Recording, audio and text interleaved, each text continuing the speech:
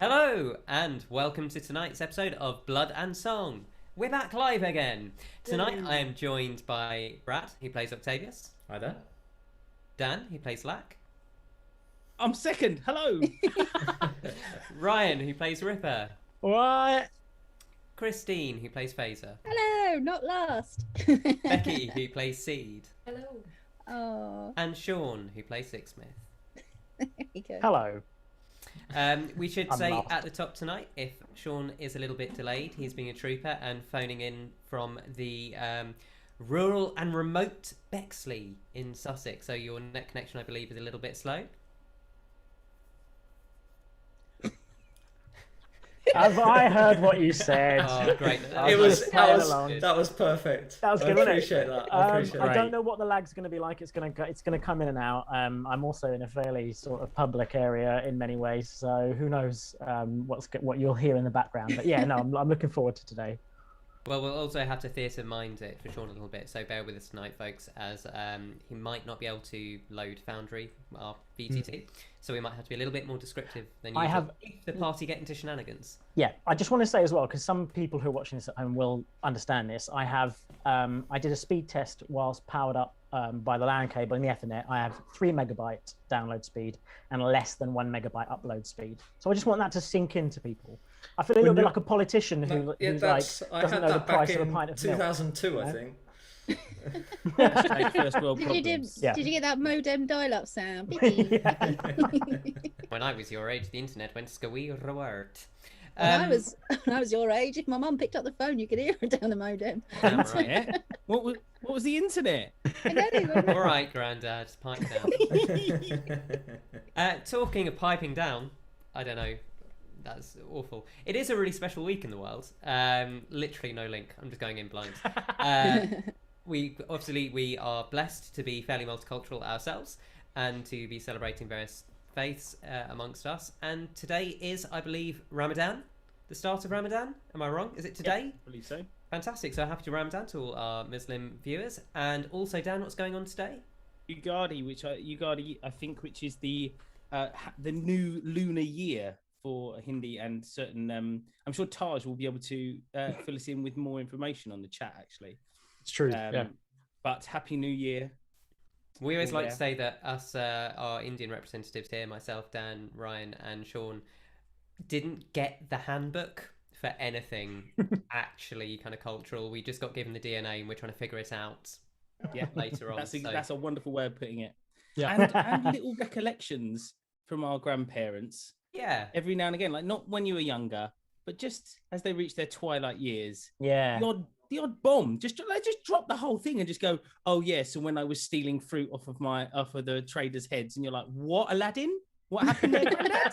What's going on? I spoke to my nan the other day, and she used to have a friend that worked at MGM in India, and they used to go to all the private screenings of films that were uncensored because the Indian government would censor them, which is insane. Even I didn't know about that. Yeah. I think my grandmother had stories about running away from her ayah in the middle of Delhi and having to be found like hiding under stools and things. So, you know, we're learning. We're doing our best. We're learning. We're trying. Everything that we think we've done, they've all done it like times 10. Oh, that is They've done it in Prohibition. But I don't. That's true of everybody's grandparents, though, isn't it? Yeah. I was just about to say, I don't think that's anything to do with cultures. I think that's grandparents. Because, every now and again, my granddad would drop a little bomb like, oh, well, when we had to poach rabbits to get food, you chase them uphill and then they dash and then you can catch them. You're like, what? Yeah, go back to that's good advice. Oh, yeah, and when I had my motorcycle accident, it took me about a year to learn how to read and write again. Hang on, what? Just like every now and again, just a little bomb. Yeah. My father-in-law hit me with that one, which was a mad one. Oh yeah, I was in a coma for a year. What? Yeah. If I ever get to being a granddad, I'm going to drop that crap. Just lie about it anyway. Oh, just lie about it. Yeah, those you're 3 years walking I out was the door. cryogenically frozen. Do you know, that was really tough. Well, no, we can go on about the pandemic, can't we? That's true. Oh, it was awful. I had to sit. Oh, everyone will be going on about the bloody pandemic. Takeaways and the internet. Oh, playing all that entertainment. Oh, really struggled. And if it wasn't for that, People have you wouldn't be living in this sky mansion because Blood and Song got so famous that we were the world's greatest. So you should be Sky thankful, mansion. kids, grandkids. You should be thankful. Sure. Okay, someone nudged Ryan. Someone's clearly cast sleep on him. He's drifted off. What else has gone on? Oh, God, loads has gone on. Last week, we weren't live because it was a bank holiday, but even cooler stuff happened. We hope you enjoyed the amazing one-shot run by our very own Becki. And Becki, can you tell us a little bit about when the next one's coming? Yeah, so the one-shot, true to all good D&D one-shots, took a really long time to play, so there's going to be 3 episodes worth of content coming your way. So we started obviously on a bank holiday, and we intend to return to form next bank holiday. So on May the 3rd, you can watch episode 2, and then the end of May bank holiday, which the exact date currently escapes me, 31st, will be the final part. So yes, you'll have a trilogy of episodes coming to you set in the Smog Theatre. Thank you very much. Very exciting. Talking of theatres, that's a really good place where people can talk. Ryan, where else can people talk? In the Specifically about theatre. us. Like, have you been scripting these Bad or something? Look, I've been moving Sorry. house all day. All right, it's been a long one. John is becoming a mathematician Alright, with all fair these tangents. Oh, that was better. good. That was good. Man, you can't steal the DM's thunder before the game. He'll kill us all. Right. Come on, man. Anti-inspiration for Brad. I don't need to do anything for Brad. So just let Brad his own dice. That's true. Yeah, that's why he gets away Like, with it. you've just given me good luck now. That's how it works, right? It's just all the Sure, way around. right. I'll hold my breath. So you can find us at Blood Song Party on Twitter or Blood and Song on all other social media. That's Facebook and Instagram. Search for Blood and Song Erionwel on YouTube to beat the algorithm. I'm pretty sure if you Google us, maybe not Google us, I don't know what would happen if you Googled us, but you Try can join the conversation on that, and you can listen to wherever you get good podcasts. Thank you. And our sound tonight is brought to you by Sirenscape, because Epic Games need epic sound. You can find the link in our description for the sound sets we use, as well as how to get a premium account on there. They are awesome, and I cannot recommend them hardly enough. Right. Shall we see what's happened as a result of your last live session? I think it's about Did time we level up to level 7 or 8? I remember 12. that. We were 12. You went back I to remember 3. I No, remember no. you going back. Let's jump into tonight's episode of Blood and Song.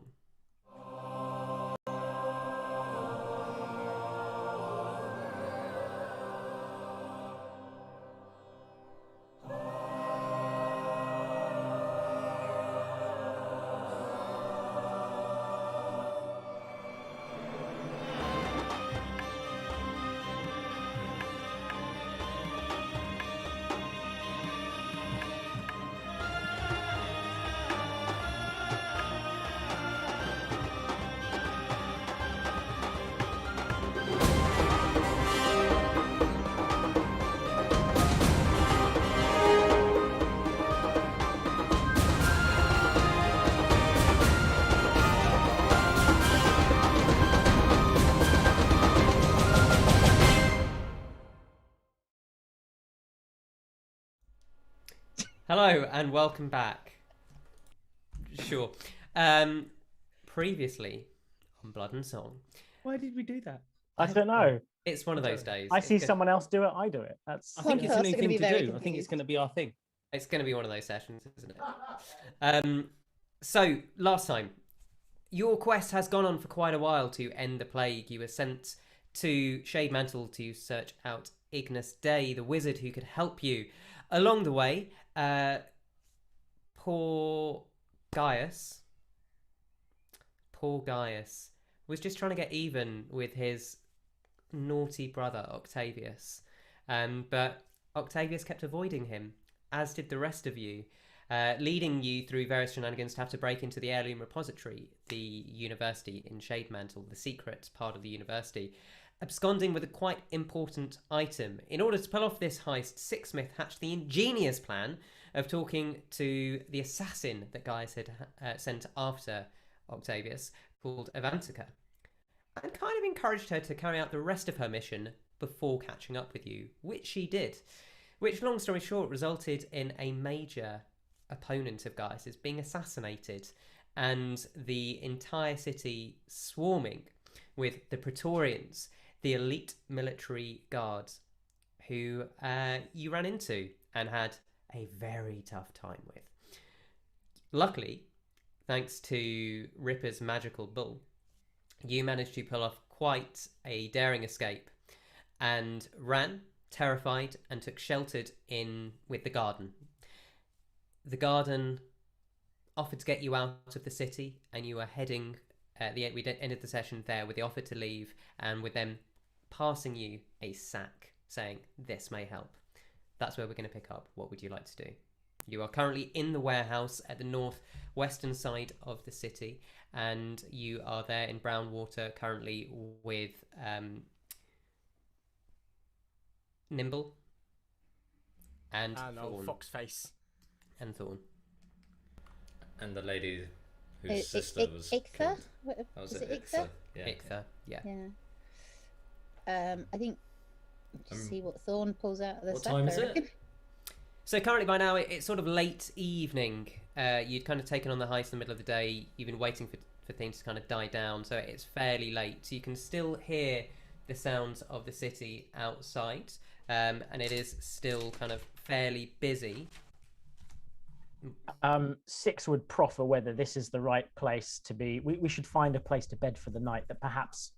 I guess he would ask whether it's still safe to be here, even though it's garden controlled, the Elysium, but still we may be hunted. So is there a smarter place for us to rest? I would remind you, you're not at Elysium. You are. Yeah, so it's the place we're at now, a safe place to bed down, or. Elysium got attacked, or not attacked, but the Praetorians trashed it, basically trying to find us. So this is probably, so that's definitely off the table. If they brought us here, I imagine they wouldn't endanger themselves to the Praetorians, right? So I would assume that this place is safe. Yeah, last session you'd been told that this essentially series of warehouses in Brownwater was their kind of default backup space. I mean, I wouldn't be so sure that anywhere in the city is safe right now, and that we should work to get out as soon as possible, maybe after a rest. I mean, Yeah.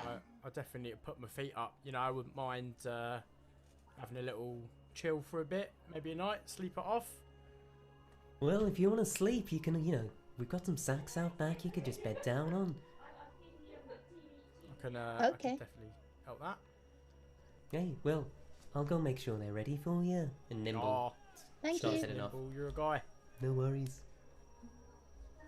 I think we should have watch tonight, just in case we need someone to spring into action quickly. I'd recommend that you do that. It could be quite dangerous. We don't know what they're going to do. Thorn says her kind of eyes and goes, well, is anyone actually going to take this lot? Oh yeah. I'll take that one off your phone. I'll grab that off you. I've no idea what's in there, I'm afraid. It's old Fixings went out and just stole a load of stuff from this rich person's house. No idea if it's any good or not.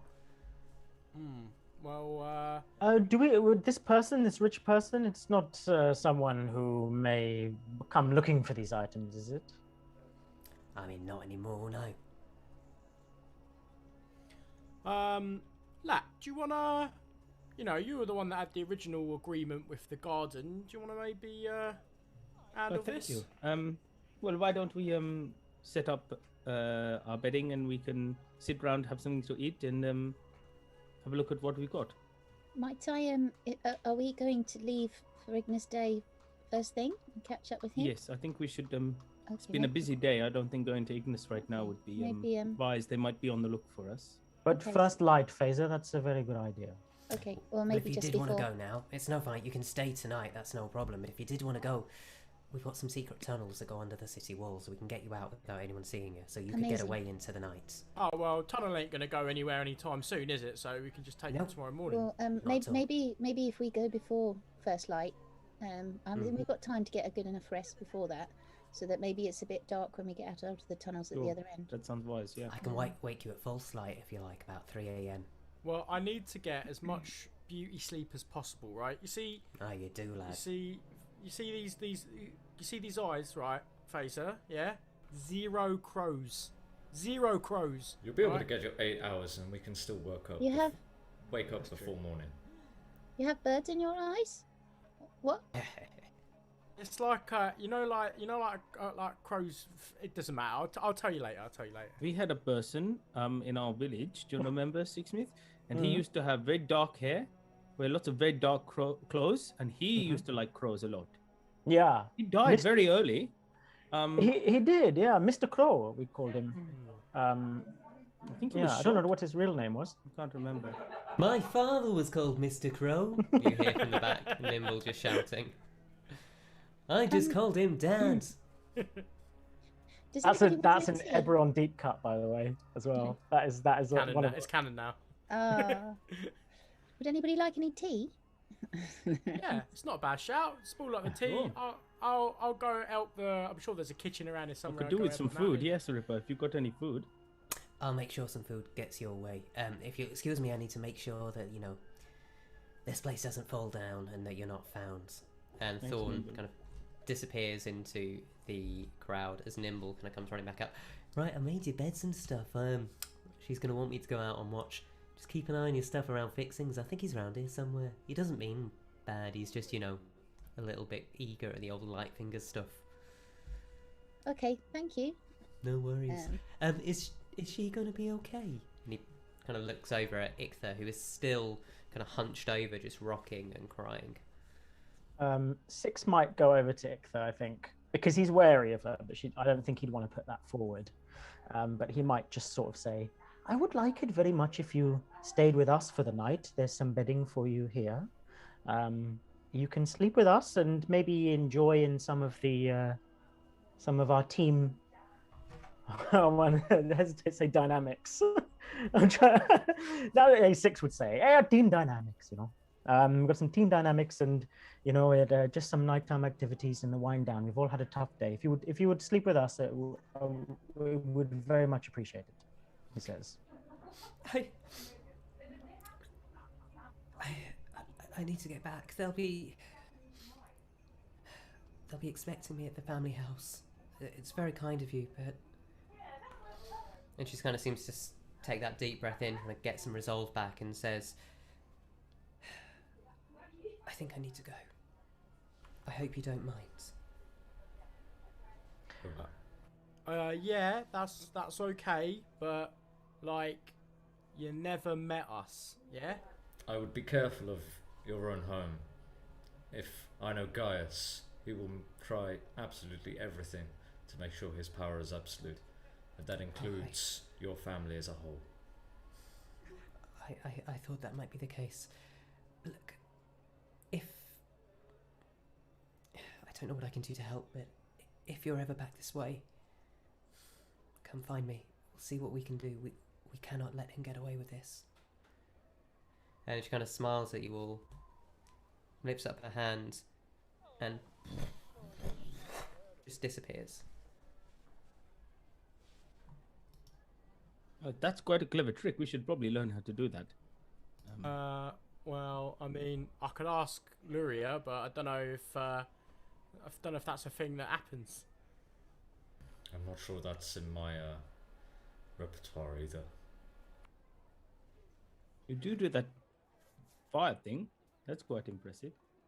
Oh, but that's my bird doing that. That's the spirit. Okay, so not you. You're not the impressive one. No. The bird's impressive. The Okay. spirit's the impressive one, yes. Mhm. But like, yeah, you tried to like get on top of the roof or off down the roof. Was that the bird? When you try like? I got on the spirit got me on the roof, and if you remember, I fell off the roof. Happens, doesn't it? We've all fallen off a couple of roofs. It was my first. There'll be plenty more roofs to fall off, Octavius. Lack, maybe you could start laying out the gifts for us. Okay, well let's I like opening presents. Thank you, brother. Let's have a look at what we got.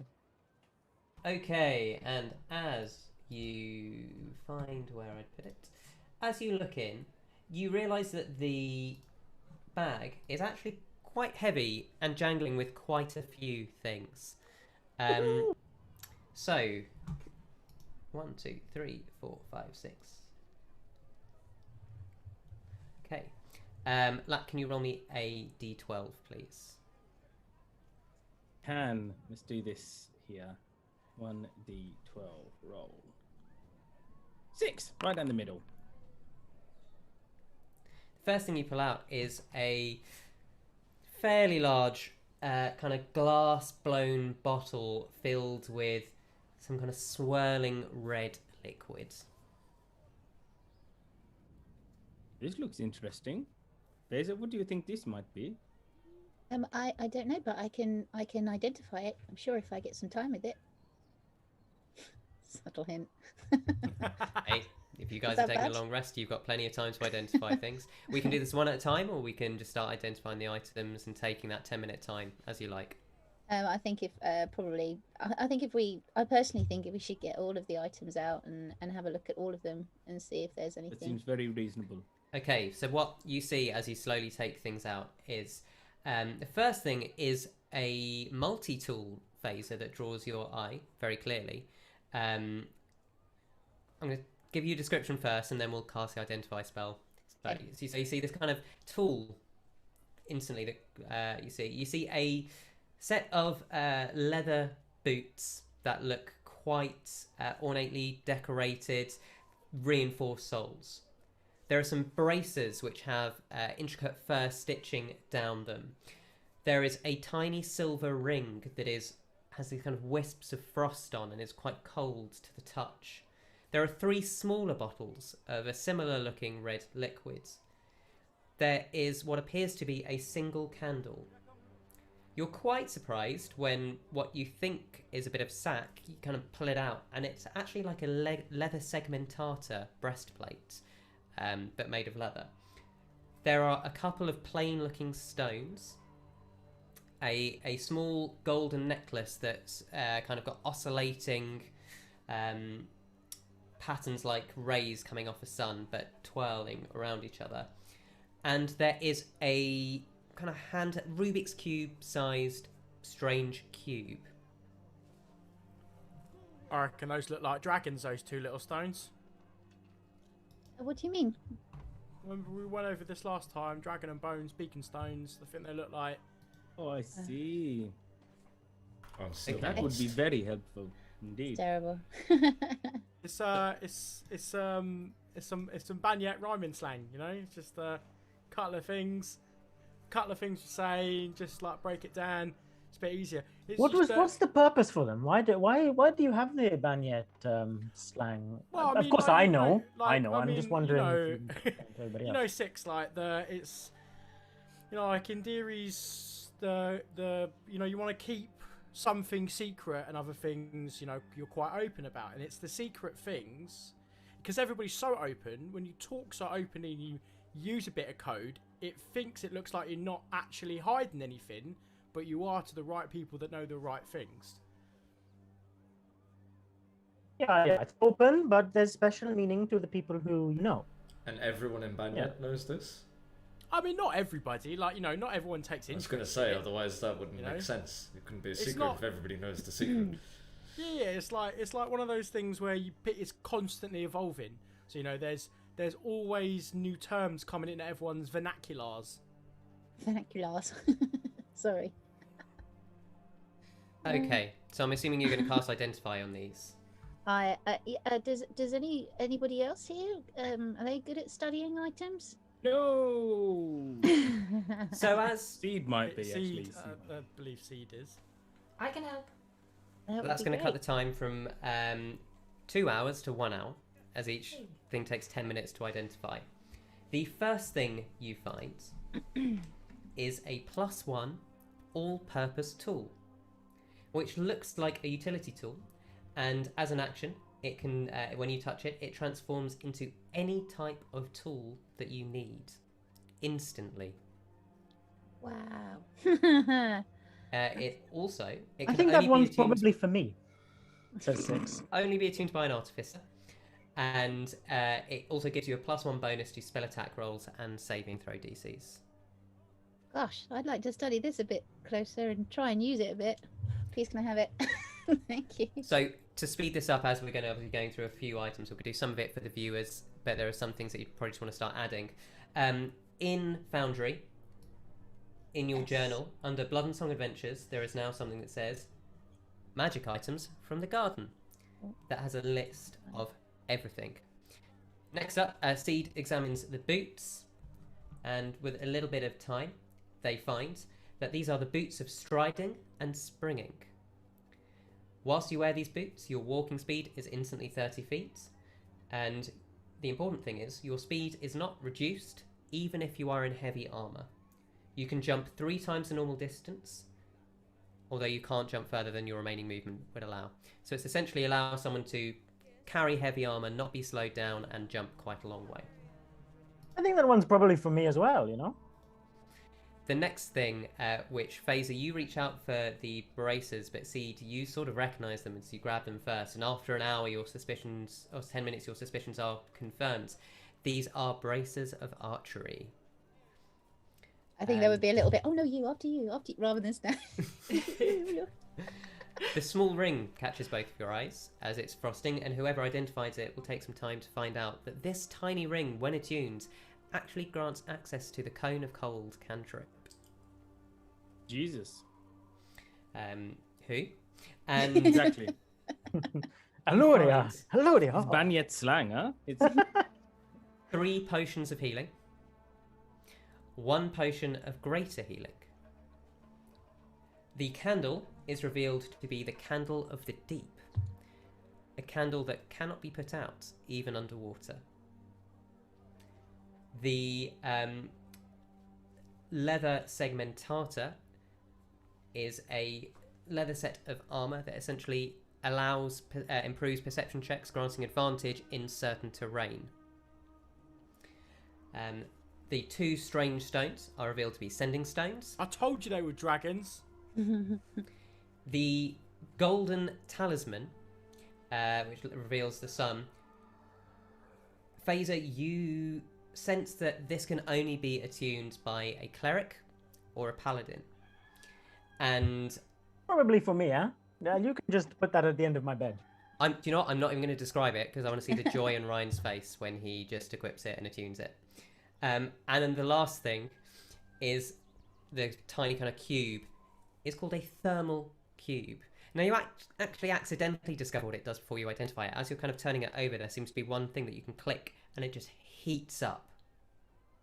And it heats to about 35 degrees, so it gets a little bit hot and you have to put it down. It doesn't seem to do anything else, it just gets warm. Does that make it colder than in theory? Is that what that cube does? Just keeps it a little bit chilly, you know? Faeza, do you think you could use this for something cool? Maybe. That would, I don't know. So it's up to you how you will divvy the items out. Some can only be attuned by certain classes, but there are several ones there that you can discuss and debate who gets what. Yeah, and over that Badman chain, innit? Like, that's got to be mine. Just look at the way it like fits. It creates the seatbelt effect as it just sits on Ripper's top ab. May I have the leather armor? I've come too close to dying quite a few times now. Oh, I think that would be a really good idea. I mean, if nobody wants to play with the cube, I mean, I'll have a I'll happily put it. I've got a pocket just the right size, I think, actually, in my 43 pockets. That would work.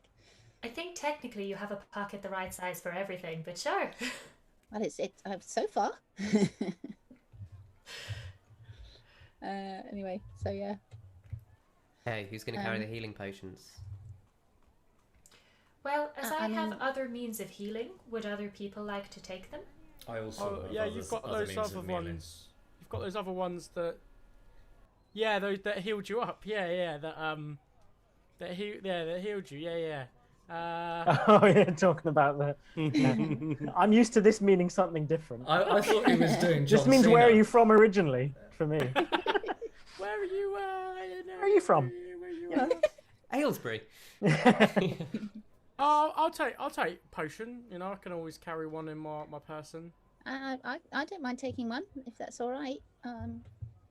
Brother, you or I could have the potion. Whatever you would decide. Six. I think you should have the greater healing. I was think just about maybe. to say that. It seems like something that I should have. Yeah. You do get hit a lot. Yeah, but on purpose. So you don't Not get on hit. purpose, but I don't get hit a lot, even not on purpose. So probably best you have the greater healing. You know? Yeah, okay. Six is like he sort of sits. He's sitting at the end of his bedding. That's sort of his ad hoc bedding, and he's sort of sitting, with his weapons on his knees, and he's sort of quite because for him, I don't think he would reach for anything. He likes as a soldier, he would get given an item that he would then use, like body armor or boots or something. So he would be given something, and then for him, it's not really. He's not thinking about what he can get, I think. Even though he was joking about that stuff earlier on. I think he's sort of more waiting to be commissioned, an item to be commissioned for him, I think. Lack will look at the boots then and say, brother, these your footwear isn't very good. So maybe you should wear these. No one else needs them. They all wear very decent footwear, and maybe it'll help you keep up. You were quite absent from that last battle. Maybe if you could run faster, you would have been all right.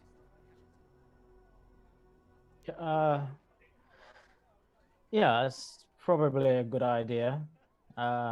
Just put them at the end of the bed. Black will then proceed to take, after giving his brother shade, he'll take his shoes off and wash his feet, and then put the new boots on.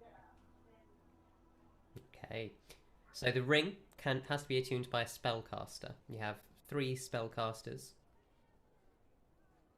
so it's up to who gets it. It will take an attunement slot. I mean, It's not something I need. We have 4 spellcasters, don't we? Oh yeah, of course, paladin. I mean, it depends on who's who. Like, it could be handy because you can get in there and use it. Right, I've seen a couple of wizards in my time cast. In fact, there were wizards on the edge of the land, like towards near the sea, and they casted it defensively and offensively as well. So it depends on if we're thinking that way about it. It's not something that I need, as I've said. I have many spells that have that sort of All right, range. I'll take it then. Fine. Okay. Just trying to be nice, Just like It's, I appreciate the offer to the group. It's the endearing way, That leaves us the candle, the sending stones, and the talisman. Oh no, so the candle and the sending stones then. I'm all right. I can see pretty well in the dark, so I don't think. Does anybody else have trouble seeing in the dark? Maybe that would be useful for them. Am I right in thinking this is designed to work underwater? Was that correct? The Candle of the Deep is essentially, let me find the exact wording for you, one of those interesting items that I'm sure parties can find a creative use for. The flame of this candle is not extinguished when immersed in water. Other than that, it is a perfectly ordinary candle.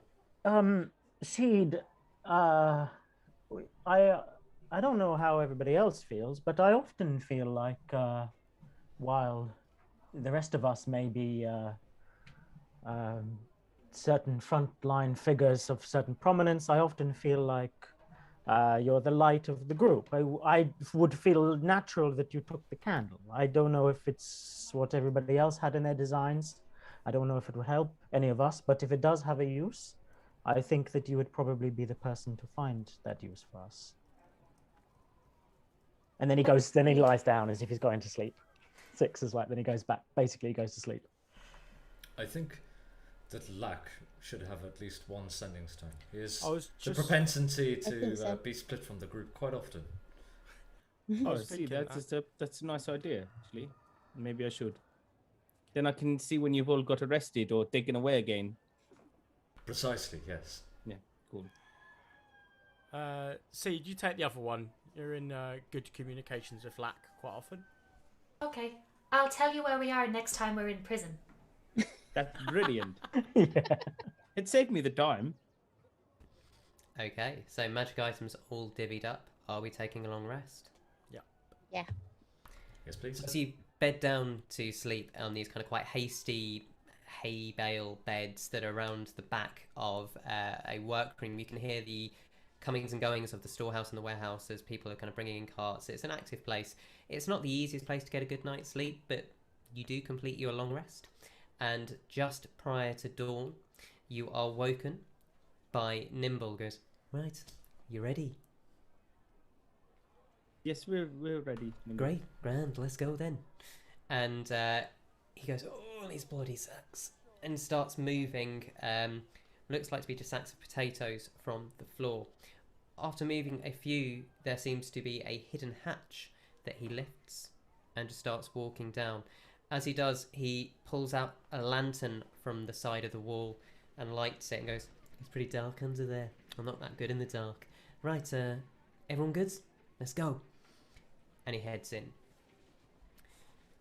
As you follow down, you can hear all the sounds become muted above you. As you walk down, it gets colder and colder as you enter the bowels of the earth. The walls themselves are still stonework, but that comes quite quickly replaced by wooden supports, and you can see soil on the sides. Eventually you come to a grand series of stones that are maybe 15 feet across, and it's clear these are the outer city walls. And then through the middle of them, there's a very, very small gap that he turns and he goes, right, someone's going to have to hold this for a second. And does that slidey thing where he just squeezes himself between the stones to the other side. He goes, come on, follow me. So one by one, you make your way through. You come up the other side and you open and you are stood to the northwest of the city. The river is about 150 meters to your south. The plains are to the north, and you can see the forest off to your left. Oh, which side of the city have we come out? We've just come out north of the river and northwest. Right, perfect. Is this sort of close to where we came out before? Just if I've got it right in my head with the map. So where you came out before, you came out with Ignis. And he'd kind of walked out of the river, and then you'd followed the Darkwater River for a way, and then you'd kind of headed a little bit north. So it's fairly close. You can see the city behind you. You're only 50, 60 meters away, but the nearest gates of the city you would have known from your days there are both on the northeast and the north and the southeast. So there is no gate on this side of the city. If people want to get to you, they're going to have to leave the normal way and come out, or come out via river. And if we go towards the river, we should easily be able to find tracks of the turtle. Now we know what we're looking for. Turtle? Yes, a great big invisible turtle. Don't. I know you went in the wizard's place. Have you just been smoking something funny? A little bit too much in the morning. You know, the soldier types. Yeah, right. Little nip, before battle. I'm so confused. Did we not all see? And he puts on a bit of rouge as well, just so no one sees how afraid he is as well. Like, that's a thing as well. I've seen. Don't look in his knapsack, is all we're saying. Yeah. Lack, I didn't want to say anything, but your friends are really weird. I'll just go on ahead then. There's so much about that sentence that I agree with. I know, right? Well, hopefully the friends part, I think, is what he agrees with. Well, that was the. Of course, I better get back friends. to Thorn. We've got a busy few months ahead of us. You all remember the password, right? Yeah. What you reap is what you sow, right? No. I mean, No, what you sow grows. Oh, Right. I was close enough. It's a little shorter, a little easier to remember. Yeah, that's it. Pithy, I think Thorn said. It's quite pithy.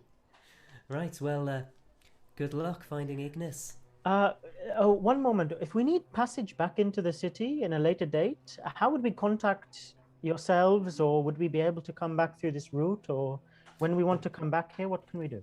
Well, I'd come in the way you just came now. You know, the trapdoor there. You give it a knock. You'll get asked the passwords. Just give them the passwords. If you forget the password, they might set fire to you. There's a load of traps above that they can pour stuff in and just, flames the whole way. So, remember it. I would expect nothing less. Thank you. We got factions in the other cities as well. We'll try and get word out as much as we can. You've made some friends with us because you kept your word. I always knew Lack was a good guy. Just, don't mind Thorn. She's a bit grumpy. Got a good heart, She has though. to be. She's the leader. She has to show strength. Right. And he Talking does of which, the arm thing, if that works with the wing. absolutely, it does. He reaches out and grabs your hand, and we do the arm grasp and goes, "Happy hunting. See you, everyone." And Thank you so waddles much. back for off your into the tunnel. No worries. Right, listen. a couple of times he's like been with us and then not been with us and just appeared. Yeah. So I know you saw him go in the tunnel, but there was that one time he fell asleep under the cart. So if he appears again, don't be surprised. Fair play. Okay, so what would you like to do? Go find Ignis. Go find Ignis. Someone make me a survival check then, see if we can track.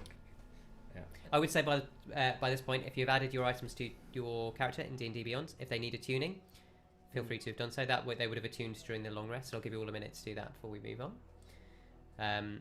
Not every single item does require a tuning, but all of them are there. If you can't remember the list, they are in Foundry. Let me know if you can't find them. Can you give me the name of the boots again? That's Yes, all right. it is the Boots of Striding and Perfect, Springing. thanks. Okay. I have rolled a survival check of 25. As you, everyone starts looking down the river, you instantly see a giant indentation. In fact, if you hadn't been on the back of the tortoise, you probably wouldn't have recognised it, but it's now very clearly one of the footsteps. And it's quite easy for you to see them just walking off northwards. Alright, I think I know how to find this, yeah? Octavius, if you turn into a bird, right, and just keep flying really fast in, like, long directions until you hit that invisible wall again, and then we know where it is, right? That's the best way to do it. You want me to fly really fast over the steps? I mean, I'll lose. You'll lose sight of me. Yeah, no, you just fly, and then you fly back, and then you keep going until you hit an invisible wall, basically. Right, but shouldn't we be able to see the hole this time instead? I mean, I don't know. Just that's how we found it last time, wasn't it? I'm just like, you know. I'm gonna look out the for the same- hole. walk the I'm same not going path to twice just fly and- into an invisible wall again. I hope, but it's probably a solid plan. Yes. And I turn into an eagle. Just Okay. a regular eagle. As you turn into an eagle and you spiral up, Lack, are you pointing out the giant footsteps that you've found? Oh, very much. Giant footsteps. I think that might be our turtle. It's quite easy if you look from this angle. You can see. Oh, right. So as Octavius flies up with that first footstep in mind, you can clearly see a trail leading north by northwest. I do the loud sort of eagle screech and then fly in that direction. Let's hear it. No, I'm not going to do an eagle screech. My throat Go on, is mate. not good for that right now. Plus, it'll deafen the viewers. Give us. Oh, we'd have to do it so loud, but just give us like give me a sec. just give us a little bit of one. You know what? Congratulations. You know, like, well, fair play for getting on. Can't do Yeah. that screech. Don't clap that. No, that's terrible. Well, I mean, like, if you think you can do better, Johnny. I don't just think. But on with the adventure. And as you... DM's rights. As you following north, you give the screech. Everyone else will be able to hear that pretty easily. And you head north. You head north for about 3 hours. As you head north, the terrain changes. The first thing you notice is that the trees start thinning out. The land gets a little bit marshier, and it's a little bit damp on your feet as you're walking through these kind of quite sparse woodlands, following these footsteps. As you follow them deeper into these kind of slightly thickening woods, you come across a corpse. The corpse is about 25 feet long. It's got fur on it that looks, well, a bit like a lion's. It's got giant claws that are bloodied and, well, can someone make me a survival check or nature check? Swoop down and take a look. Okay. I'm going to say, Octavius, if you're making a nature check, you can do it with your proficiency plus your wisdom mod. You don't have to use Thank God, intelligence. because intelligence is terrible. Yeah, it's done. I'm totally going to let you just use wisdom. It doesn't matter anyway. Oh. That is a 2 plus 5. There was a fight here. By the time the rest of you catch I up, screech and fly back up. The others aren't too far behind following through this wilderness. If anyone else would like to make a check to see if they can figure out Faeza, I'm saying you could make an investigation check. Thank you. That'd be great. Yeah. Oh, am I muted? No, I'm not. Good. No. If anyone wants to try and identify this creature, they would need to make a nature check for me. I would let you use wisdom instead of intelligence. I bradded. I got a 2 as well, but add 6 to that. I got an 8.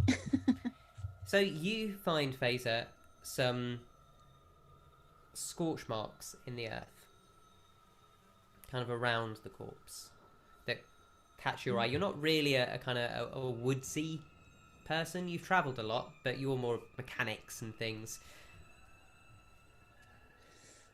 I check what did this to the animal, because I think it's like, as a soldier, this may be the first echoes of banditry or war or something up ahead. What can I roll for that, Johnny? Insight. I got a 21 survival. Okay. Ripper, you're fascinated by this kind of quite sheening golden fur that was clearly lion's, and as you go up, you can see these giant paws that were, the size of a human head. Is it a lion or a leonid? As you come around Liger, isn't it? And a liger was part elephant, part tiger. Oh, yes. This is something slightly different. So it's about 25 feet long. As you go round, you see that what was a tail has kind of been chopped. And there's this little blood spatter, and you follow the blood splatter, and as you go round, you find out that it's actually like a scorpion's tail that kind of melds into fur.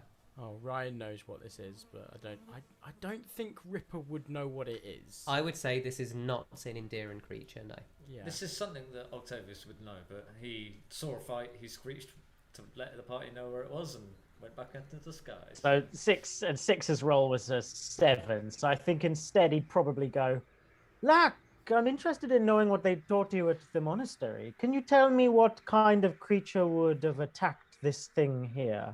And he'd pretend like he's testing Lack's ability. Lack walks up, looks at the creature, and goes, "Nope." 6. I mean, whatever attacked something this big has got to be probably twice as big. Looks like not Dale got always cut the off way. here. Sometimes the smallest creature is the most dangerous. If they're fast, definitely. Look at Lack. I'm in no way dangerous. Oh, I don't know about that. And then Ripper flexes. A pigeon flies past outside and goes, "Prrr, tell that to those commoners in Cinderbane. Prrr." Just the one, pigeon. You watch it. You're next. What are you doing? Are you doing anything further with this corpse or following the trail further? What's the smallest bone in the body? It's probably you could prize out a like a foot bone from it, as and again the feet bone would be still fairly 5-6 inches long, as this was a monstrously large creature. I'd like to try and steal a foot bone without anyone else noticing, please. Okay, sleight of hand to do this subtly, and then this will be a survival check to try and take the bone. Thank God Octavius is flying around, because if he was down there with his passive perception... I was just about to say I'm going to fly down, but I don't see any of that because I'm flying down to talk to the rest of the party. I'm going to unwild shape because it's probably running out by now. Yeah, it would be by now. So the sleight of hand was 24, but the survival check was 9. No one sees Seed.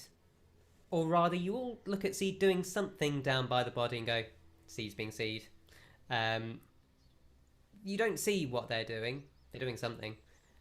You are pulling on the bone, but the tendon won't give. And then you kind of fall back. And you do have, in your hand, you've got the bone. It's a little bit ragged. It's got a bit of viscera on it still, and it's still got a bit of tendon at the top, but a perfectly serviceable manticore bone. Okay, I want to kind of tuck it into my pouch and quietly summon my mage hand and instruct it to start just quietly pulling the last bits of stuff off it So the pouch is now kind of gently twitching slightly as the mage hand kind of moves about inside it. Gross. I love it. Easily done. Octavius, at this point, you land and coalesce back into yourself. Oh, so you didn't hit any force fields or anything, so No, it we've seems got some ways to go. Ignis is quite far ahead of us. My shaping is limit now to one more shape, so I'm going to hold off just in case there's a fight. Do you know what this thing is? You would know. Yes, this is a manticore. Not like It's what? a half lion, half goat, half scorpion. So it's 3 halves. Kind of, yes. It's a very Genelans strange don't do animal. maths, huh? Is another thing? Oh, it's, is this it's, like? It's kind of because the goat is sort of on top of the lion's body, and it has a scorpion's back and tail. So it's a very strange creature. It's hard to describe. We've I mean, got you can sort like of look at the pieces and maybe put them together a little bit. we've got we've got a similar one like this in Indiri, but it's got a snake for a tail. Chimeras. Yeah. Can we see the scorpion tail around? Ripper Is had it found there? it about 20 feet away in the Okay. undergrowth, but it's close enough that you can walk to it. Yeah. Okay. I think Faeza might try and take some of the poison. Okay. With a vial. So make Um, a nature check for me first. Okay. For you, luckily, let's this automatically uses intelligence in the roll. Got that wrong, by the way. Yeah, chimera is the one with the goat, not a manticore. Manticore is just a lion. Oh, I got a 12 nature check. So as you go and check, thinking, big tail, probably poison, you find that there was poison, Oh. but it was either used or it's already been drained. I'll let the party know that. It's all right. Did you say there were scorch marks around the area? I did, yes. Well, we know Perhaps- who uses fire, right? Yeah, perhaps Ignis fought this. Um, Can I tell how long the body's been dead for? Nature? Again, you can use your wisdom. Just assume that as default now when we're doing nature checks for you. Right. Thank you very much. That's a lot better. So that's a 16. You sense this thing's been dead for about a day and a half. Hard to tell exactly with manticores. Due to some kind of the atrophication of the veins and the fact there's not much blood in. It's already been scavenged a little bit. There is no head. So it's hard to kind of get an age from like what things. It's just not there. Octavius, are these things natural or are they created? Yes, quite natural. Gosh. I And mean, they how does that normally- even work, you know? Which bit? I don't know. I was never much. Because it into seems like a scorpion is animal much smaller biology. than it needs to be for anything to happen. Unless you've got yeah? a giant scorpion, right? Okay. And a lion? Like regular size, I guess. I mean, can't- These I are all can't help- these are all creatures you're mentioning. It looks like, but this is just a manticore.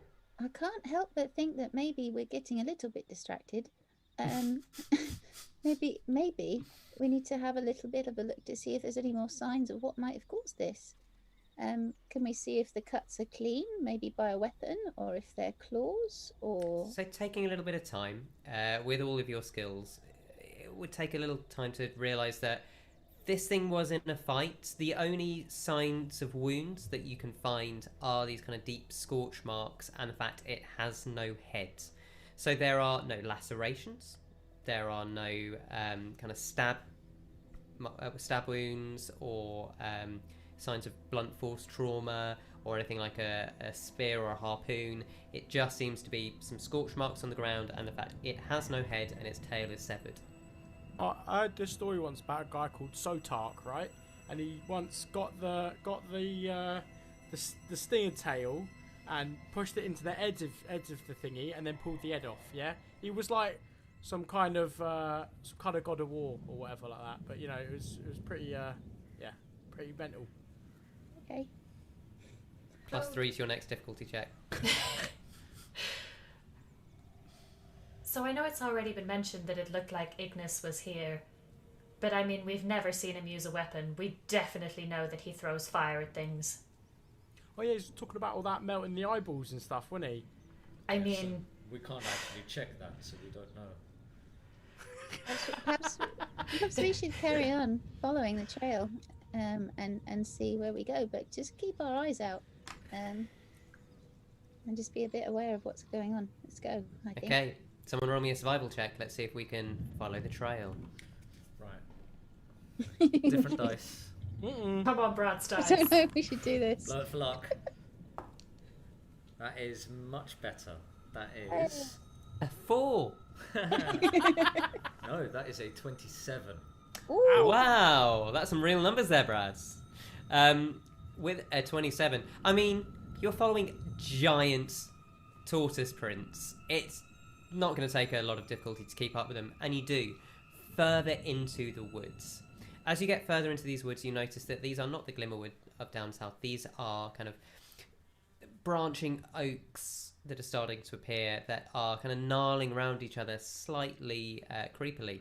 The marshland itself is kind of giving way to just dry soil and general dampness, rotting twigs, leaves. By this point you are late into autumn, possibly even early winter as you cross over, getting more northerly. About 2, 3, 4 hours later, you stop for lunch, you eat, you move on, picking up the trail again. You find another clearing, and in this clearing, someone make me a perception check. It doesn't actually say on the item, by the way, but do I get advantage in this terrain? The item doesn't specify. It should do in the description. It says woodland.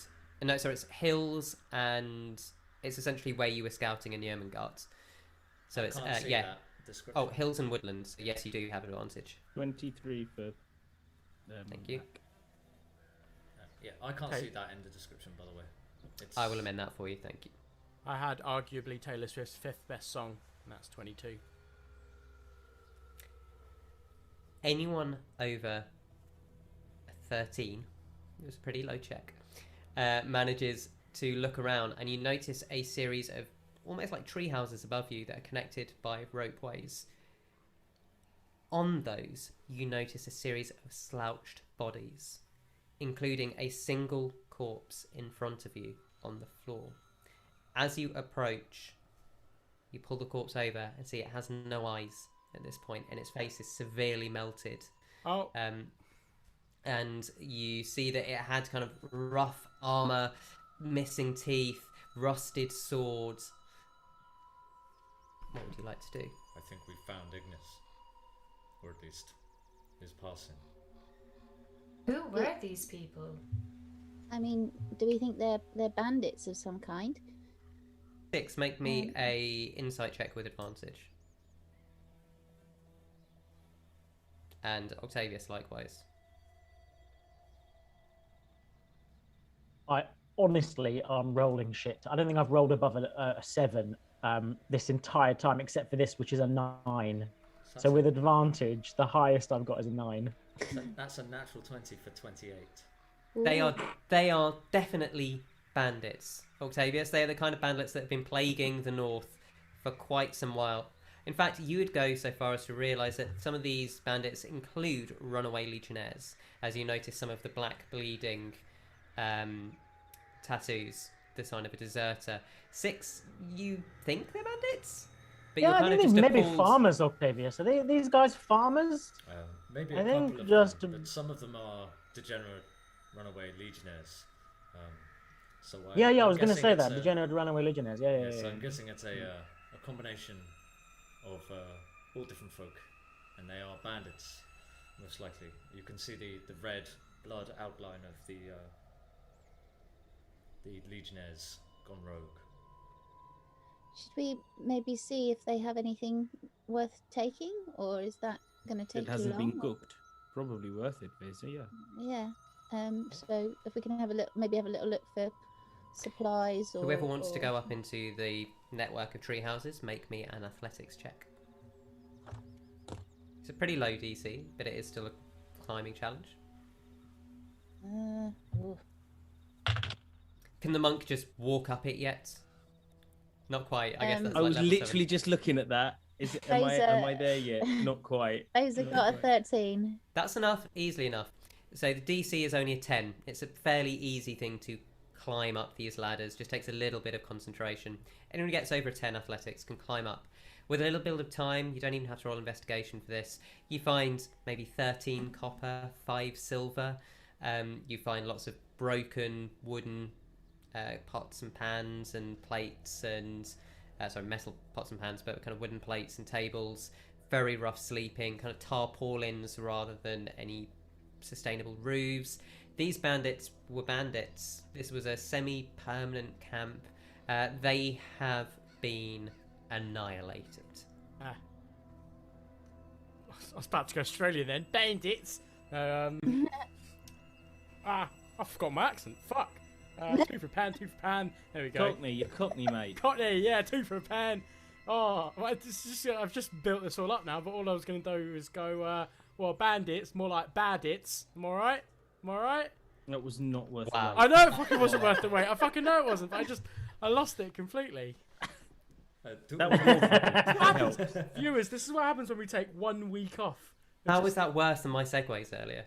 I don't know. Oh. Do all of them have melted eyeballs? Somehow it was. Not specifically Somehow minted it was. eyeballs, but you do notice that they are all covered in either scorch marks or another type of burn that you don't recognise.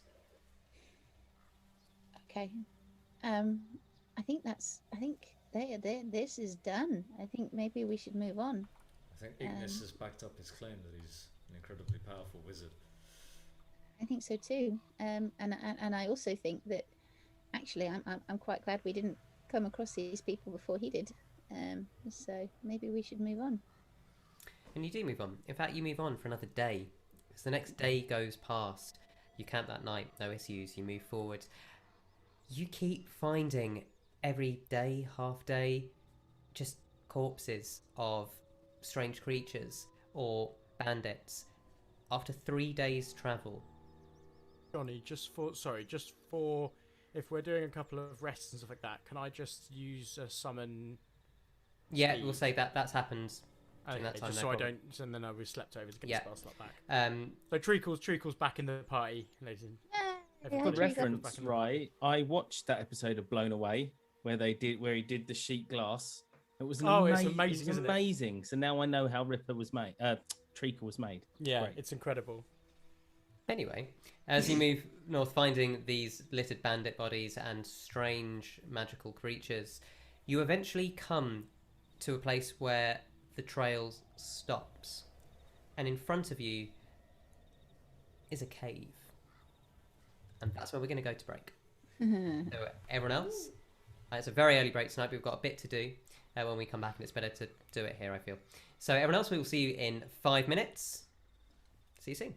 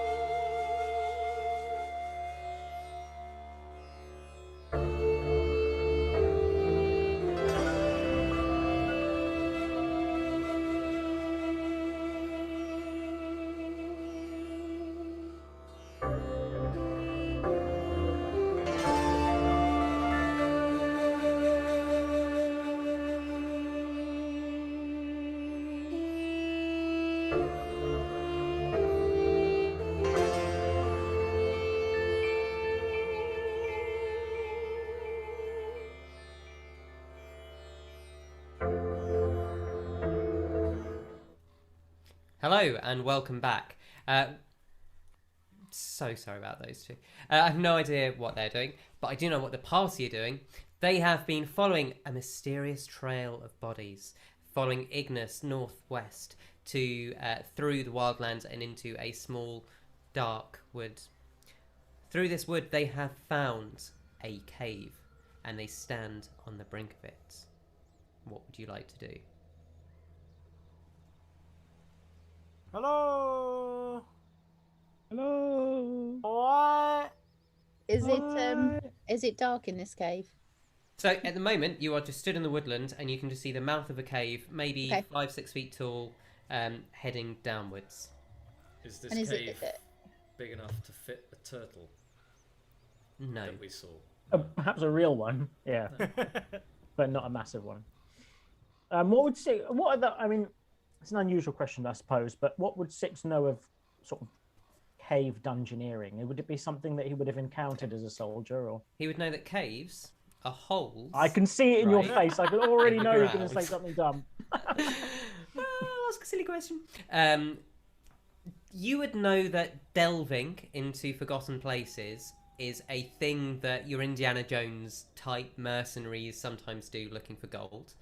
It's not something you've done in the military. What's the term for getting in caves? Like spelunking or something like that, isn't it? Definitely not spelunking. No, Spelunk. I But- don't believe but- so. Oh, that's A the new one. hashtag for us, I think. No. No. Writing that one down. Nope. Oh yeah, that's the one. That's the one, Octavius. Yeah, you know. Whatever. It's when you have a lot of energy, isn't it? Can When you're I- bubbling, you have a lot of energy. Can I follow the tortoise tracks to see where the turtle? So the tortoise tracks have essentially ended. And as you look around, just make a perception check. That's all. Okay. Use the other dice. Get my heart blow. That is an 11. Just enough. As you look around to the right, in fact, you all look, and it's like one of those moments where the camera just pans, and you look at all these old gnarled oak trees, and a load of them are just bent outwards. You can't see Blinky, but he's clearly there. I think I found our friend. Perhaps we should go check with the tortoise before we move on. Okay. Could I cast Speak with Animals? Yes, you can. Turtle voice, turtle voice, turtle voice. I've Hey! been waiting for this. Yes. I'm so excited. Carry on. I've got my tea. I'm You ready. cast your spell. What do you say? Oh, so that's a good. So do I get to establish the turtle? Oh no, voice I'm then, establishing or the is accent. I think you can ask the question in your accent, and then it all kicks in That's from fair. there. That's very fair. Okay. Blinky, are you there? You can't see any response, but out of the silence you hear.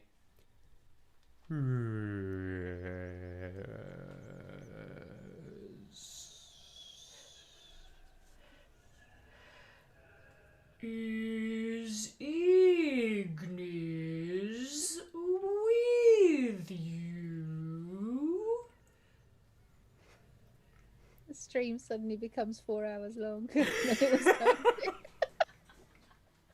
No. Everyone think we're just high. I really want God. someone to tune in for the first time right Do now. not adjust your sets. This is exactly as it should be. Is he in there? And I'll point at the cave. He left you for the dark place. Anyone else struggle with that? He left you all for the dark place. Oh, thank you. We're I all cast thinking it, Speak with Christine. Humans. We're all thinking it. Those on the podcast, you should have seen Becky's face. Okay. Right, I'm going to translate this at this point for the rest of the party so that you're all aware of the fact that obviously I am assuming at this point. So I think that if I'm understanding Blinky correctly, that Ignis has gone inside. Blinky says he's left for the dark place, and I mean, there is a cave and Blinky's outside, so... Does anyone have grapes? I like grapes. Blinky was wondering if anybody might have any grapes. What bloody ones like the size of a house? How are we going to feed this turtle some grapes? Well, Ridiculous. we don't know how big his stomach is. Yeah, that's true. A strawberry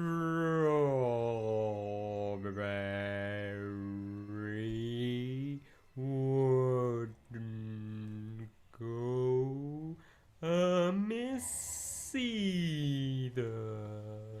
I mean, if anybody has just one, then I can probably feed him. I'll have a look through the rations and see if we have any grapes in the rations. I like to That's think some you would dried have picked grapes. something up. Do they still have seeds in? Yes. So I'm going to move over to where I think Blinky is. I'm going to plant the grape, and then I'm going to cast at 3rd level plant growth on the grape. And how long does that take in the spell? How long does the spell take? Or No, how as in the plant to grow. It's not an instantaneous one, is it? Or is this one that's 8 hours? Oh, okay, so it's either or. So I can... All normal plants in a 100-foot radius become thick and overgrown, or I can enrich the land over 8 hours. Okay, so I'm assuming you were just making sure that anything that... Yeah. Yeah. Well, I was going to try and force it to sprout with the overgrown bit. Make an Arcana check. Arcana. We'll see if we can specifically derail this spell into grape growing. Okay, that's -1. Can I help? So Can I help? 12. Can I offer Just help? enough. Okay. A bit hard to help someone with their spell casting, Well, I'm afraid. if it's to do with plants, I was going to offer to have like a little watering can or something like that. The magic takes hold, and Okay. before your eyes, this grape seed grows into a vine that snakes up one of the trees across the branches and just dangles down like a little curtain full of grapes. And suddenly, out of nowhere, you just see it kind of Jurassic Park style go to the side and then get stripped in one go.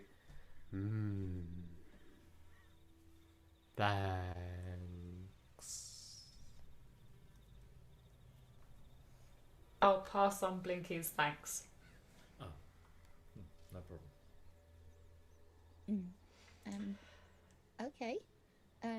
Maybe we should have a little look at the cave entrance and see if we can go in, I guess. And Faeza will pull out a little tool from pocket number 18, which is the magical tinkering to do radius of lights to help anyone who's not got dark vision. Okay. Octavius, you know the rule. Give me a hand. That only applied because we were going in one by one. No, look, we're going in the dark. I can't see very well in the dark. She's got a light now. You do have a candle now. Yeah, you have a candle now, so it's not a problem. You don't need me anymore. You're a fully grown man now. I'll light up the candle if we need more. How big was the radius for the magical tinkering? Is that 5 foot. yeah, so if it's helpful to do the candle at the other end of the road, like So there's a line, dim or- light for those that don't have dark vision, which for those of you with dark vision, it now becomes like bright light and you can see for 60 feet. For those of you without dark vision, you can see about 10 feet in front of you. It's enough. As you go down, you see that the walls of this cave are kind of basalts. So it's quite dark. The floor itself is very smooth, and you travel down 10, 20, 30 feet before essentially you open up into a brick hallway. The bricks also seem to be made from this basalt material. You have 2 corridors in front of you, one to your left and one to your right. The one to the right, falling downwards, you see bramble-like roots growing out. You see soil on the edge spilling over onto the dirt. The one to your left appears to be a corridor. Can everyone just make a perception check, please?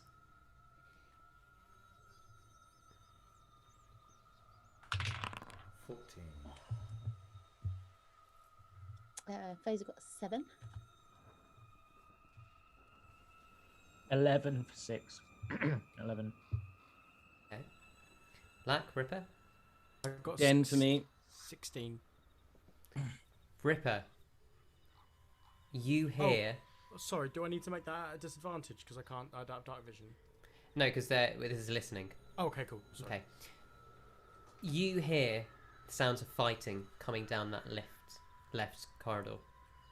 You can hear, it sounds like odd moaning. You can hear a slight explosion-y type sounds, and you hear a familiar voice swearing. Alright, I can hear some noise down there. I can hear explosions, some moaning, some clashing. There's two options of things that could be going on down that corridor, and both of them contain Ignis. We should probably head down there then. And everyone, roll initiative, please. Hey. We are in a timed event. I'm guessing if this guy can take on a manticore, we can take our sweet time, right?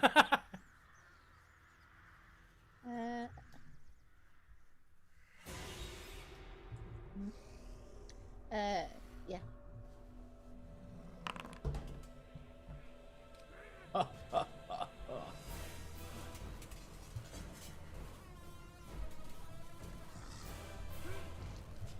Okay, give me a second. A lot to juggle on this one. Love it. Some organ / dubstep. I don't know what's going on. Yeah. It's great. That's gonna come.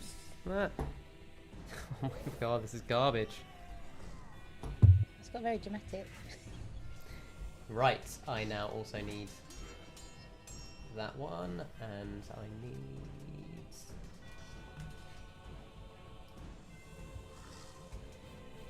this one. Okay, anyone over 20 for initiative? 25. 15 to 20. 17. 18. Okay.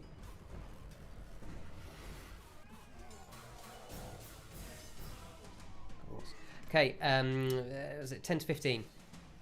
I got a 10. I've also got a 10, with I think the highest initiative roll I've rolled all campaign. What's your dex, both of you? I got +1. I got +5. Not Okay. 4. Sorry.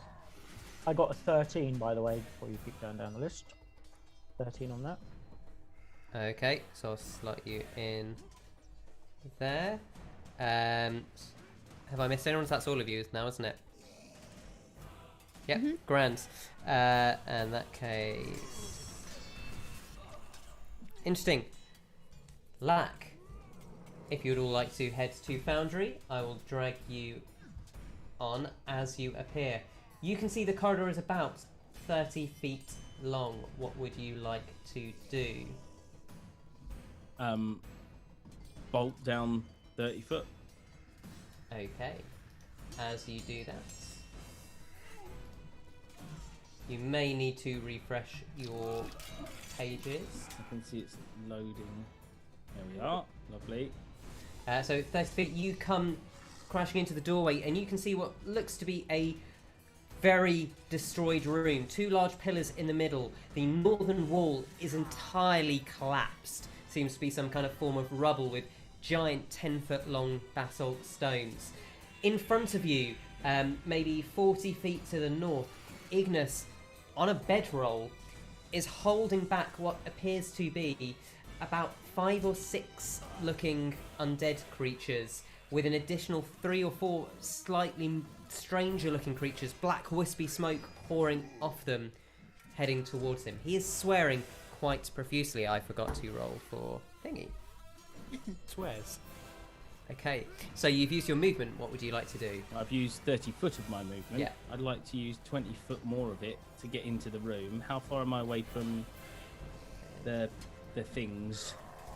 You can move 20 movement to run up to the nearest creature to you, one of the 4 creatures with black smoke pouring off their body. Okay. Does that black smoke look familiar? It definitely does. So I'm struggling on the map to see what's... Oh, I see now. I see. Down in the corner. Okay, what I really want to do is get to Ignis. How far away is Ignis? So Ignis was, from your starting position, 45 feet. Okay, so I could get to him with another thing, couldn't I? Yeah, so essentially, I'll move you back to the door. 45 feet from the door, yes. Okay, so yeah, if I moved and then moved again... So you're essentially going to use your action to get there. Okay, so with that you can come and intersperse yourself between him and the creatures. And then I'd like to summon my spectral arms as I'm running, and they can burst out and where I am, which means any creature within 10 foot needs to make a dexterity save as they burst out in a... Okay. I feel like it's Chun-Li's spinning kick, but with arms. Okay, what's your... look at this thing. It is a 16 DC. Got a fail, fail, and a fail, I think. Okay. Let me check what those Here are. comes the... Oh, that's not bad damage. 10 points of force damage to all of them. Okay, so as you're running and these spectral arms just burst out, instantly aiming towards these creatures, you see the 2 smoky looking creatures just take thwack, thwack, and kind of go down and then come back up, chunks of their jaw already missing. The creature at the front is holding a much longer sword. Black smoke is pouring out of their eyes and they have a breastplate on. They take it and just look back, still moving towards you. Okay, I will drop into a stance and keep my eyes on the dangerous looking one. No problem. Seed, you are up. What would you like to do? Ripper, you're on deck. Okay, so I'd also like to run up the corridor.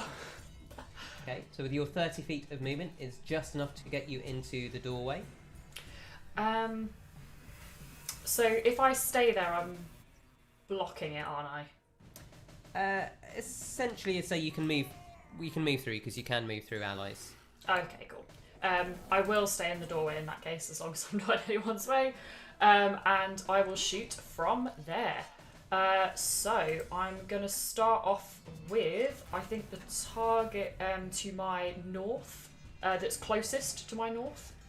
Okay, so that is one of the slightly ordinary looking undead. Mm-hmm. Yep, let's take a shot. And yeah, I want to see what happens. So that's 26. That hits. I really like these braces. And that's 11 damage. So as you run into the room, you pull back your bow and you just send it through. This undead creature shambling forward, it just thunks it in the back of the head, straight out through the eye, and it just collapses on the floor and gets back up. So you see it drop down and then do that awkward jerky movement as its bones click back in as it stands. You still got a bonus action left. I'm gonna send a bardic inspiration Lax way. Seeing all the arms kind of come out, Seed's gonna do a kind of flurry around the edges of the drum, kind of loads and loads of really small beats in a ring, and kind of throw it out towards you. Okay, fantastic. Thank you. Ripper, you're up. You are muted.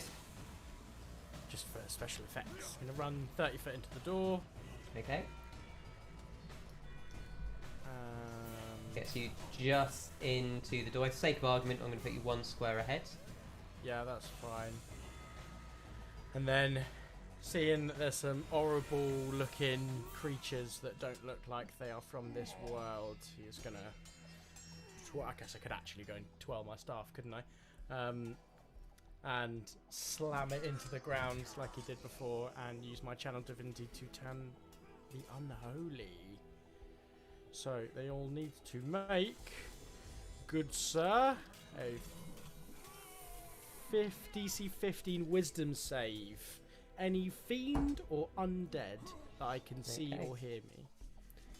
So 1 fail, 1 pass, 1 fail, another fail. Is that some Gothic Doom 1 sound? Fail, and yeah. So the 5 undead in the room. So they are all now frightened. Turned for 1 minute, not frightened. Okay. So on their turn, they will run. Yeah. Thank you. Okay, that is your action. Any bonus action? No bonus actions, thank you very much. Okay. Next up is... Make sure I've got the correct ones. Yes. I just had another thought. There's basically Treacle and Blinky are outside having a conversation, aren't they? Just possibly. So for your sake of for your ease, as you cast that, you would have noticed that the creatures that on the board have got the green on them. Yes. They all reacted. The other creatures did not appear to, though they do look undead. That's fine. But they did not react. So next up are these blue creatures who have the smoke dripping off them. One of them is going to take its movement to shamble towards you, Ripper, and it is just going to lean forward and attempt to bite you. With a 12, it's going to miss. Miss. Second one is going to lean forward and attempt to bite Lack, as is the other one is going to attempt to go for Ignis. So the one against you, Lack, is going to be a 16 to hit. That is not enough. And the other one against Ignis is somehow misses. Ignis just crushes it off. Get away, you fucking bastard. And the other two are going to take some movement. 5, 10, 15, 20, 25, 30. And this one.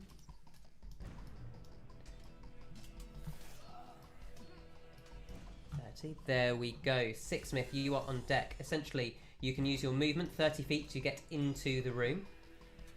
As you get there, I believe someone's very kindly just placed a screenshot in chat for you, just in case it hasn't updated to where you are. You push past past Seed, just into the room. Within 10 feet of you, you can see a shambling blue creature with smoke dripping from its eyes. You can see another one that looks like it's approaching, currently about 20 feet away, but you have used your movement. About 20 feet to the north, you can see quite a horde of creatures starting to close in on your brother and on Ignis. What would you like to do? So would I have been able to, depending on how tall it is and how these boots work, would I be able to, without taking an attack of opportunity, leap to where Lack is? Do you know what? You could absolutely try. It's quite low ceilings. So we're going to say this is a long jump. It's the So- Mario forward height. jump in Yeah. Odyssey. Yep, I'm going to say, make me a strength athletics check to see if you can essentially dodge the ceiling.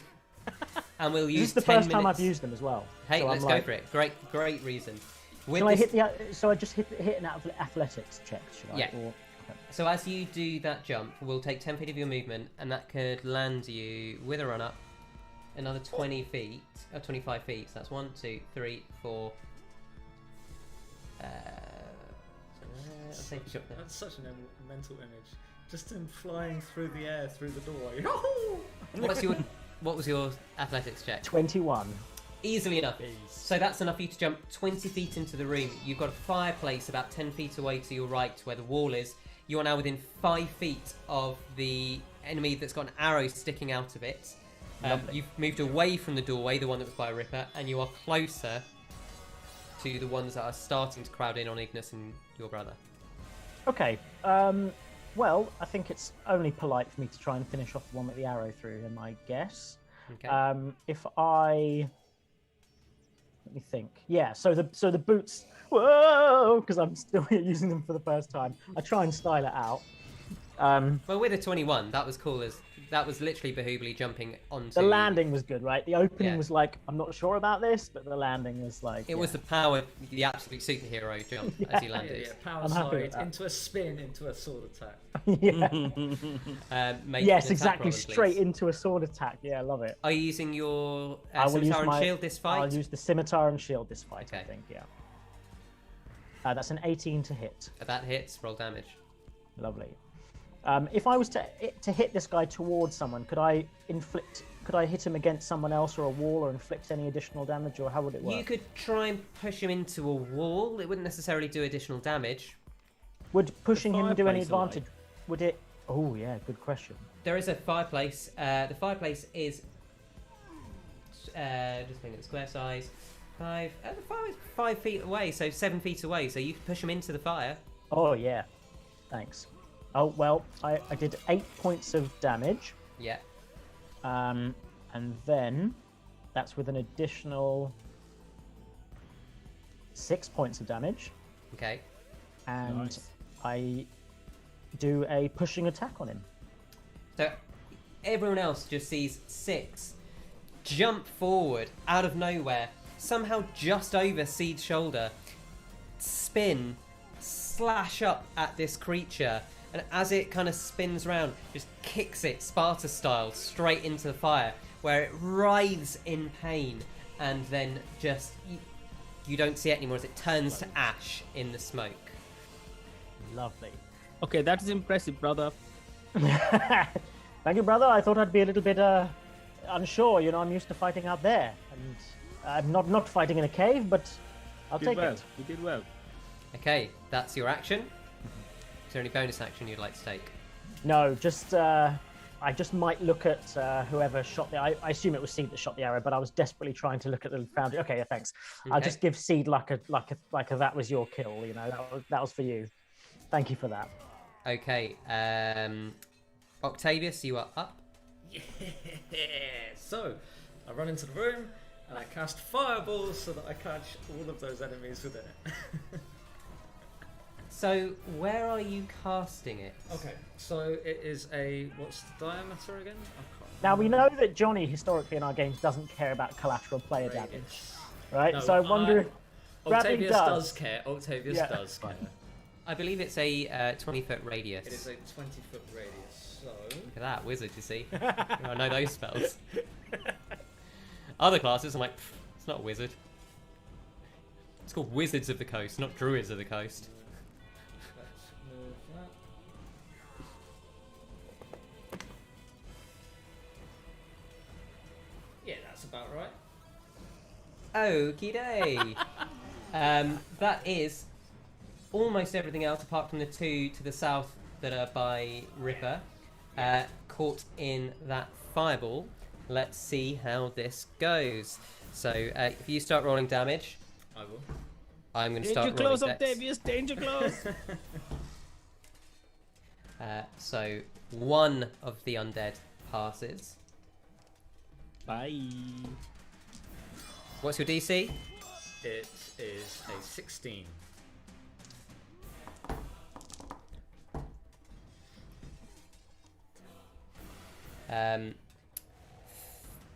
Three of the blue creatures with the black smoke pass, and the creature in heavy armor does not.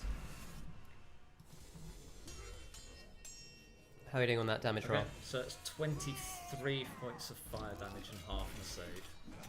Okay, so as Octavius jumps in, you see this beam of fire just streak past him, almost like chucking a match, and as it hits the ground, it explodes outwards. as you will shelter your eyes, and as you pull back, you see that all of the small undead are obliterated, just gone. Where they were standing, they are no longer standing. The four other creatures seem to have flames licking at them and appear to be quite wounded. They were not happy with that. Octavius, that's your turn. It is Ignis's turn, and then Faeza, you're on deck after that. So Ignis looks over at this explosion and goes, "Nice! You can play that game." And he holds out his hands, and in a straight line in front of him, you see this blinding streak of white light. It is so bright that even Lack, with your spectral arms, you have to shield yourself. As I'm trying to do something here, please. Just to be fair, it feels like Indiri in here now. That's much better. Golden Chinella. Is he revved up like a deuce? Oh, that is not a good roll.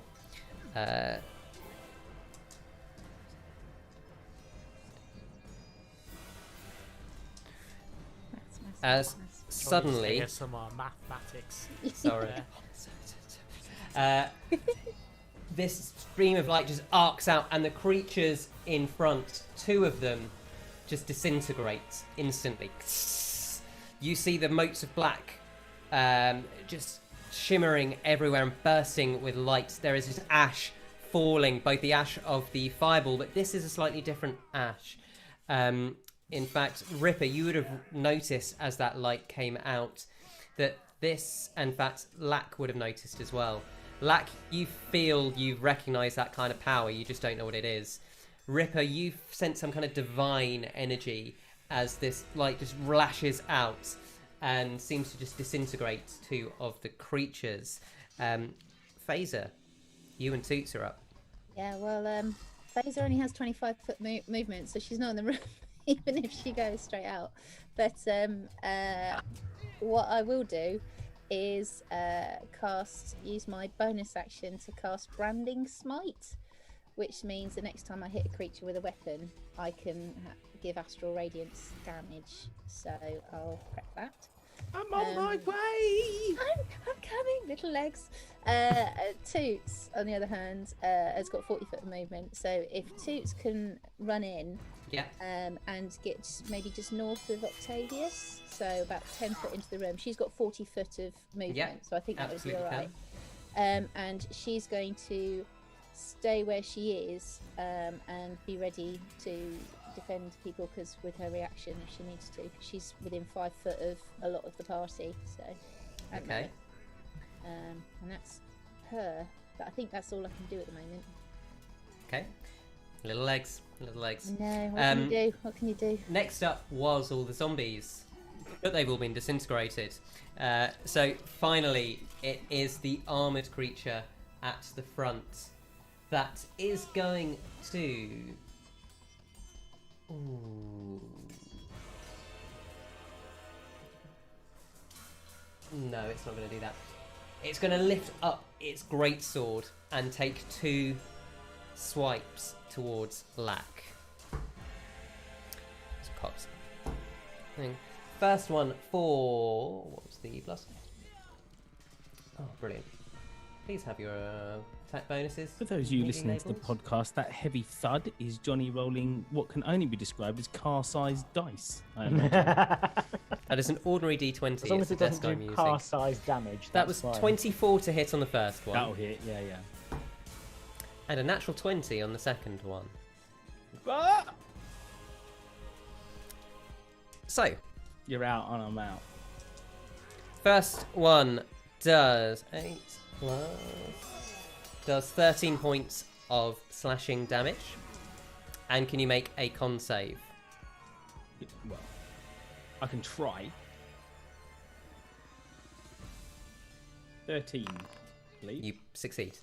You feel as the sword, this giant greatsword, slashes into you, like an ichor poison infects your veins, but you just push through and shrug it off. The second attack is automatically going to be max, so that's 12, that's 20. 24 points of slashing damage. And can you make another con save?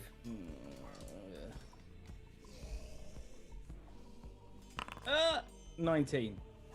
Again, you feel this poison entering your veins, but just push through. Lak drops into a stance you haven't seen him use. It's really low to the ground. Like low leg, low arm, high back arm. Or high back arms. The creature is just going to step 5 feet over the ashen remains of one of its allies to be in range with both you and Ignis, and that is its turn. We're back to the top of the round, Lak. Right, well, I didn't like that, so I'm going to try and hit him. The spear comes out. It's handed from hand to hand to hand to hand to hand to his front ones. He swings it round. Let's see.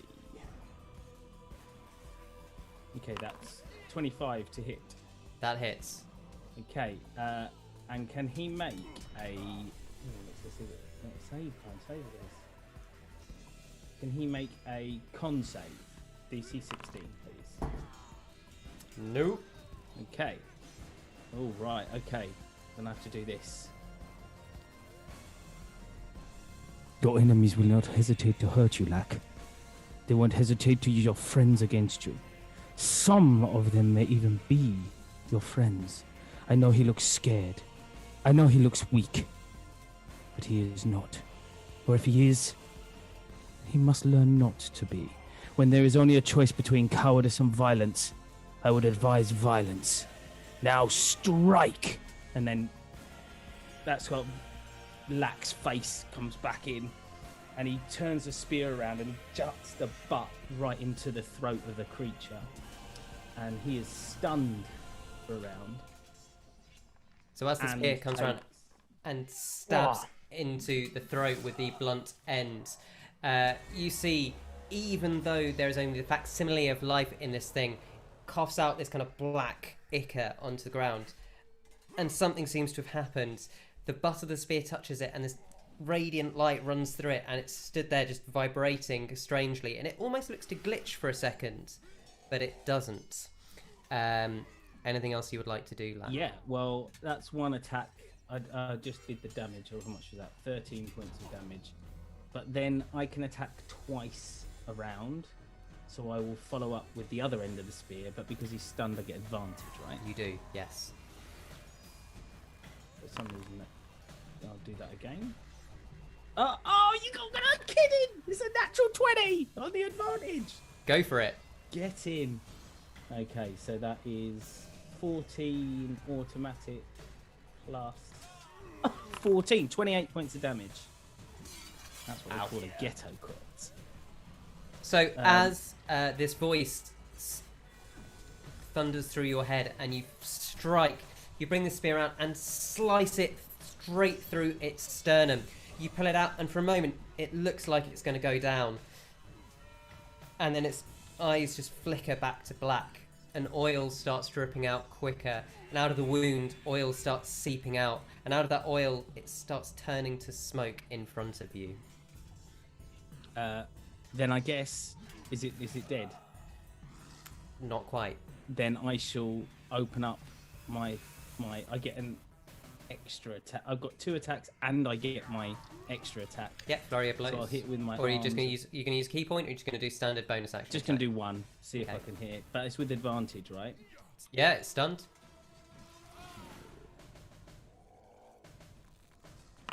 Which is lucky. 22 to hit.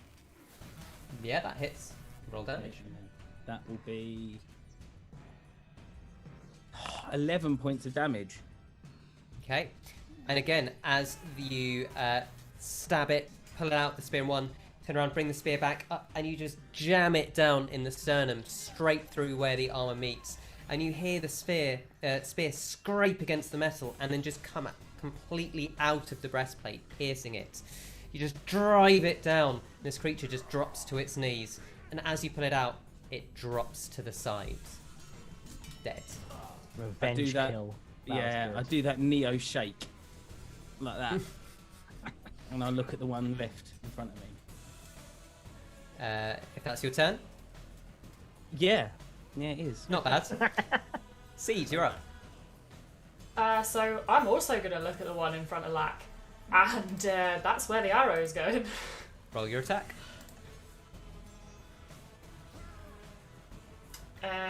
14. 14. Hits. Roll damage. 6. 6 points of damage. As you send this arrow forward, it pierces deep in and it seems to shrug it off and still keep moving. Seeing that Lack's been pretty badly hurt and there's still this creature there, Seed's going to take their action surge and go again. Same punch. Shoots again.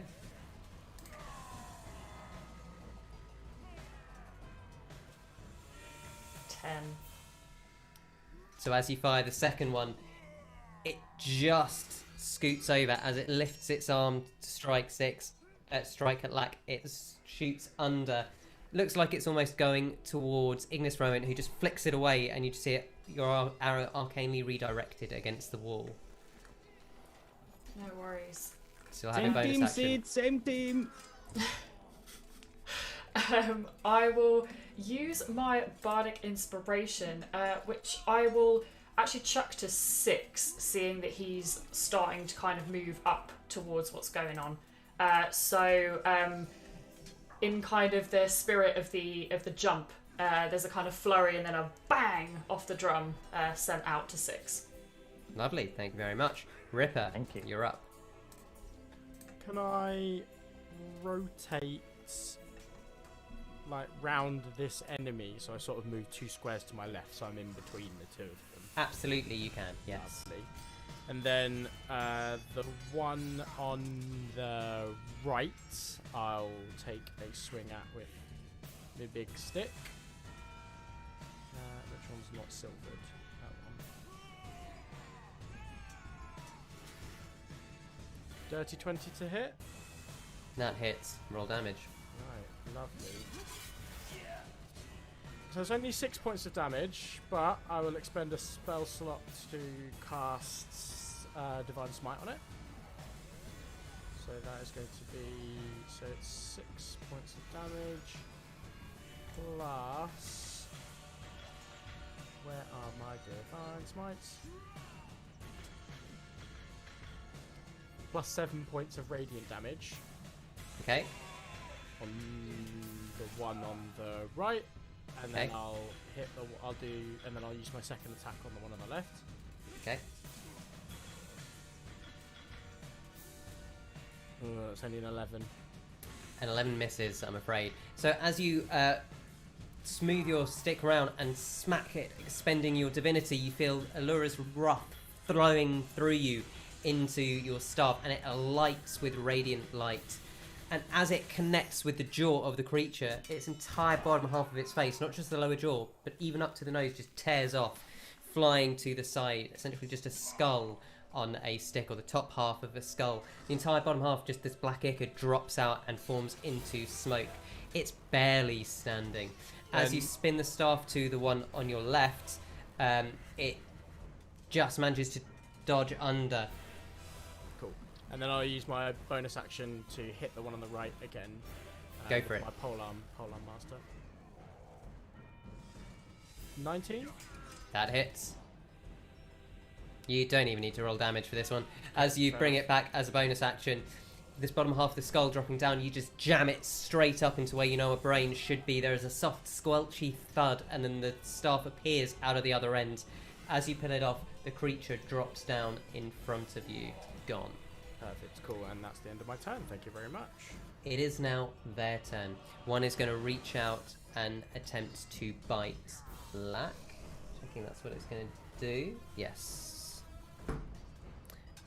Does a 19 hit? No, it does not. Monks. The other one is going to make an attack against you, Ripper. Natural 20. Oh! So as this thing goes to bite me, what looked like, let's be honest, some fucking sick drip, right? That was hanging off of that gorgeous shoulders of Ripper, starts to glow, and I will use my reaction. The Talisman of Thwarting allows me to cancel any critical hit that is rolled against myself or somebody within 30 feet. Certainly does. Make sure you mark off one of the slots. You can only use it twice per long rest. That is one of them. Cancels it, makes it an ordinary hit. So that is going to be...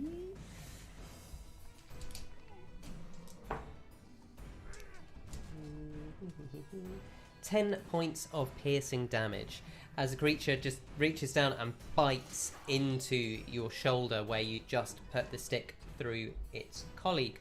That's all it can do. 6, you are up. Colleague. Octavius, you're on deck. It's nice these guys work together, isn't it? You know, it's nice they've got they've got a union. Always unionize your zombies. I told you he was here! You seem to hear on the wind. I think 6 is gonna. He sees that his brother is in some kind of need, even though he's being supported by some of the team. He's going to do that thing in movies, you know, when for some reason as they run forward, they also duck and go into a lower stance, even though you're not going to shrug off a bullet or anything doing that. But anyway, he does it anyway, and he makes his way to the closest opponent to Lak. I'm pretty sure, judging by the last picture. Thank you, Chris. There's only one. Screenshotting. Yes, there's only one. The enemy that can I flank the enemy as well? Yeah, I believe from a position. Yes, you are in flanking position. He's attempting to bite Lak. You essentially run up behind them. Well, it's the old classic high guard, straight down cleave with the scimitar, I think. Make an attack with advantage then. Oh, lovely. If Game of Thrones has taught us anything, Sean, it's to run in a zigzag. Yeah. Spoilers. Oh, that's 24. That hits. Woo! I shall do 9 points of slashing damage. Okay. And I will probably want to. Oh no! I'll just take the 9 points because I forgot last time I had 2 attacks. That's what happens when you don't play a fighter for 2 weeks. Well, when I don't play anything for 2 weeks, I forget everything. You have your second attack. Yes. So I'll just do this attack first and gauge what happens to him when I. Okay. Make another attack roll at advantage. Okay. I don't think that is a spoiler, Dan, because I haven't seen the show and I still know what you're on about. And I have seen it and I don't know what is going on about. Yeah, I've seen it and I don't know what he's talking about. 21. So 21 to hit. Yeah, that hits. And that does 8 points of damage. 9 points and 8 points. So as you slash twice into this creature, which currently still has an arrow into it as well, it seems to drop down and then rise back up. Ooh. Can I at least, as a bonus action, pull the arrow out and toss it back to Seed so that she can potentially take another crack at Sure, it? make an athletics check and Seed make a dex check. I like this. 6 is constantly passing stuff to Seed in battles. I mean, unfortunately, my dex check was an 8. Well, mine was a 20 for a dirty 20, but a 20 for my athletics, and maybe that will cancel it out. So Six throws this arrow Damn really good hard throw. behind Bad him, catch. not even Good looking. And Siege, you see it coming and attempt to catch it, and then it's going a little bit fast and it's spinning and you're not sure, and you just kind of jump a bit to the side and it strikes into the floor and does the quivery thing. But right by your foot, so you can just pick it up next time, should you need to recover some ammunition. Is that your turn, Six? It is, yeah. Octavius, you are up. Okay, well, I'm going to save my spell slots this time, and I'm going to move further into the room to give space to Faeza to move in, and I'm going to move me about 10 foot up north, please. Okay. At a diagonal? A little bit more to the east, Wall. please. Yeah. Okay. And then I'm going to firebolt the one next to Ripper, please. Make an attack roll. Okay. That is a 17. That hits. Roll damage. Ooh, wow, quite high. 17 again. And that's a nice fireball. Yeah. So as you strike it, this thing bursts a light, and it seems to be in quite a lot of pain, and it drops and stays down. That is your turn. That ends my turn. Okay. Ignis is going to look over and go, "Hey, bloody hell, it's going pretty well, guys. I think we can do this." He is going to stand to the side, limping quite heavily. See the one that is sandwiched between Six and Lack, and he is going to... I feel like he's just jinxed us with that stuff. Yeah, he's going to try this. He is going to attempt... Fireball. He's going to Nope, fireball it us. saves. Burn our eyes You out. see him reach his hand out, and he goes, "This is going to be really cool." And nothing happens. Oh no. Oh, damn, I really thought that was going to I've work. heard it happens It's to the alright, best of us. Nobody one say in- anything about one it. in It would embarrass five. him. 1 in 5, don't worry about it. 1 in 5 happens. Yeah. Faeza, it is your turn. I can get in the room. I know, right? I think Faeza would like to go 10 foot north of Toots, just against the wall still. Yes? And she's going to use her crossbow, and she's got extra strike as well, so she can take 2 attacks with this. And attack the only thing that's left in the room. She's Go like, for it. What's all the noise about? There's no one in here. What? Anyway. Oh dear. 24. Hits, roll damage. Thank you. So, because of my branding smite, I've got like 2 lots of damage to run. So I've got the damage from the crossbow, which is 1d8 plus 4 piercing, which is 9. Okay. And then I've got 2d6 worth of radiant damage to do. 1.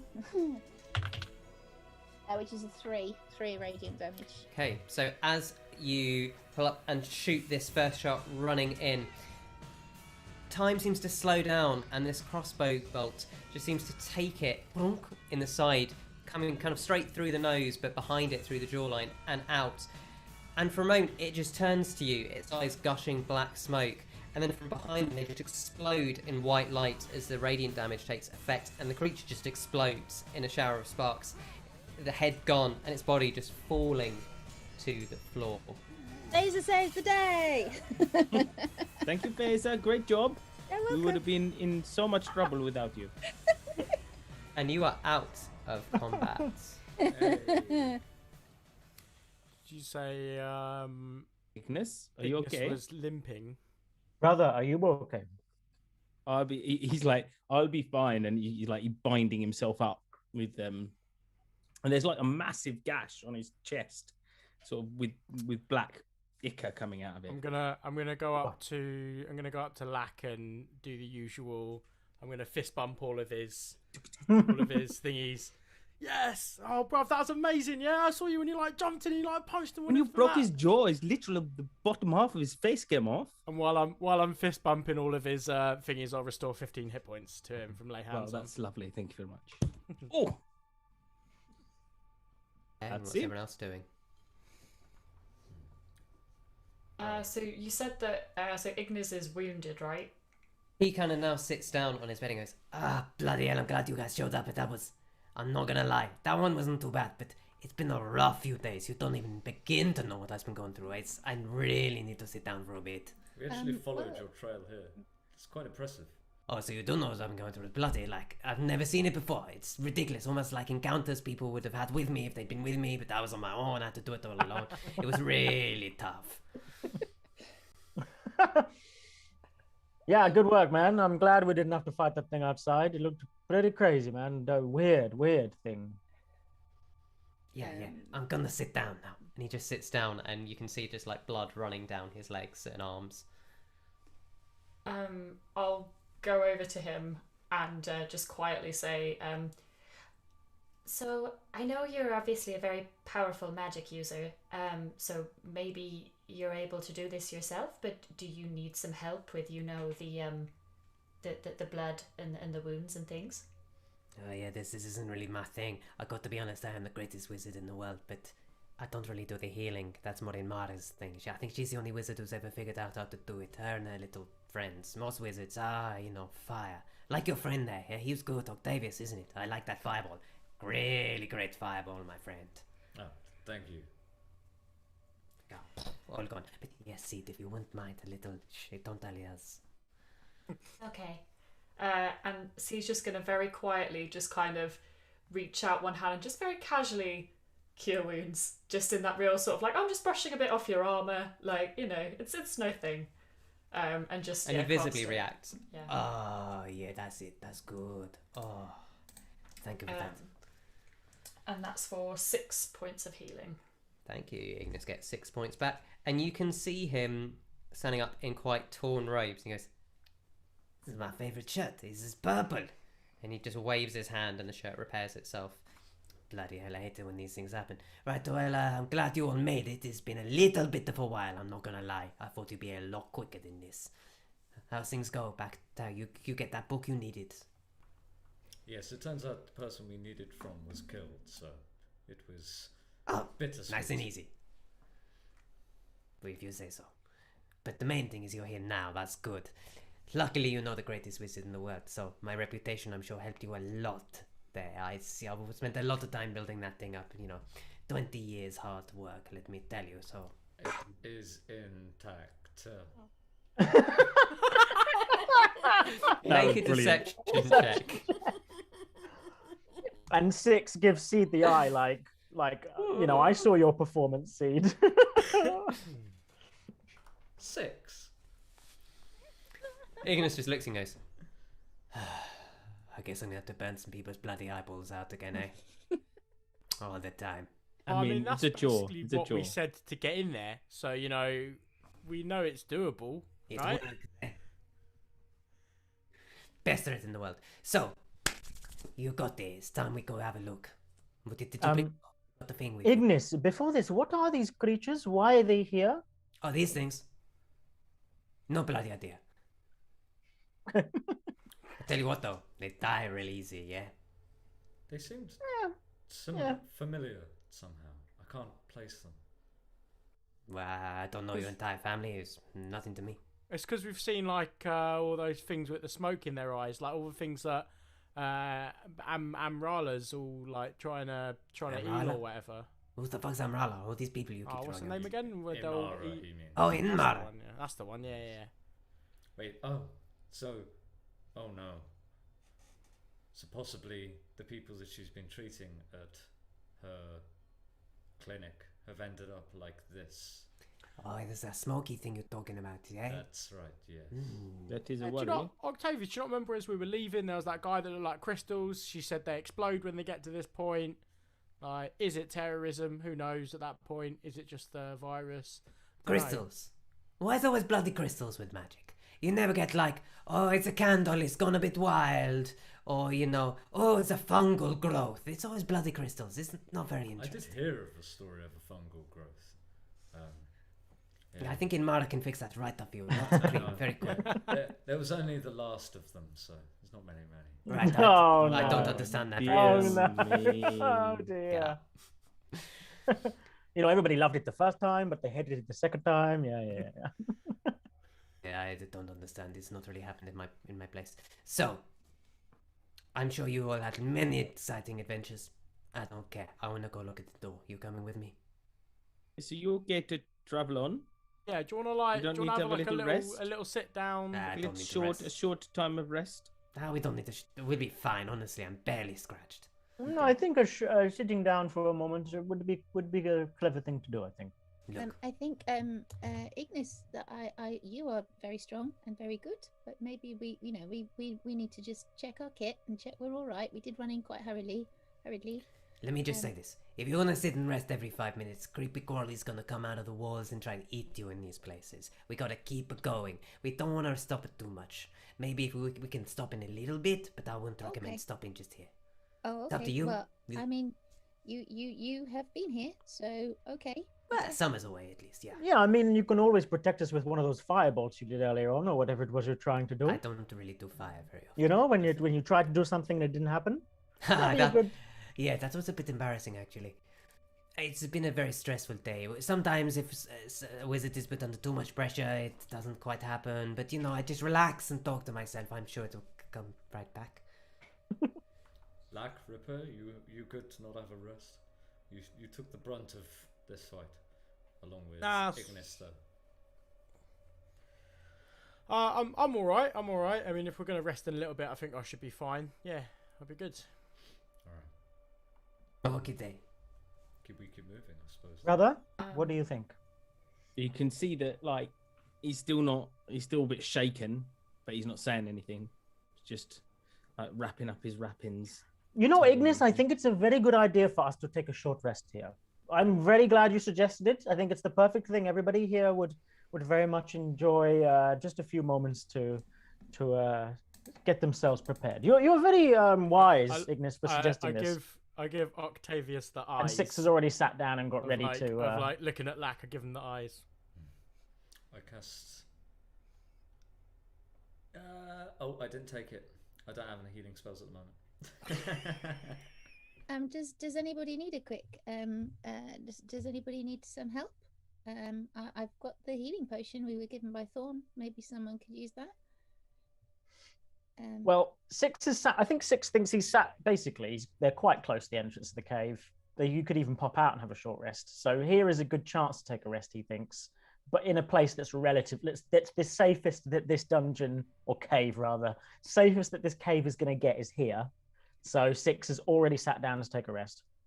Regardless of, I mean, he might change his mind if other people start to leave this area, but he's ready to take a rest, and he's encouraging his brother to rest with him.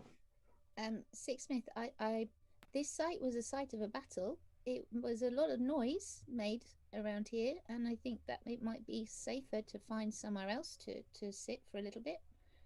Maybe somewhere that has not had so much attention dragged to it. There may be a spot just beyond those brambles that we saw that may be better suited. Brother, I'll be fine, he says, and he sort of wanders off, and as you can see that his saffron clothes have been like heavily dyed red, but he gets up and he moves. I'm gonna catch up with Lack and I'll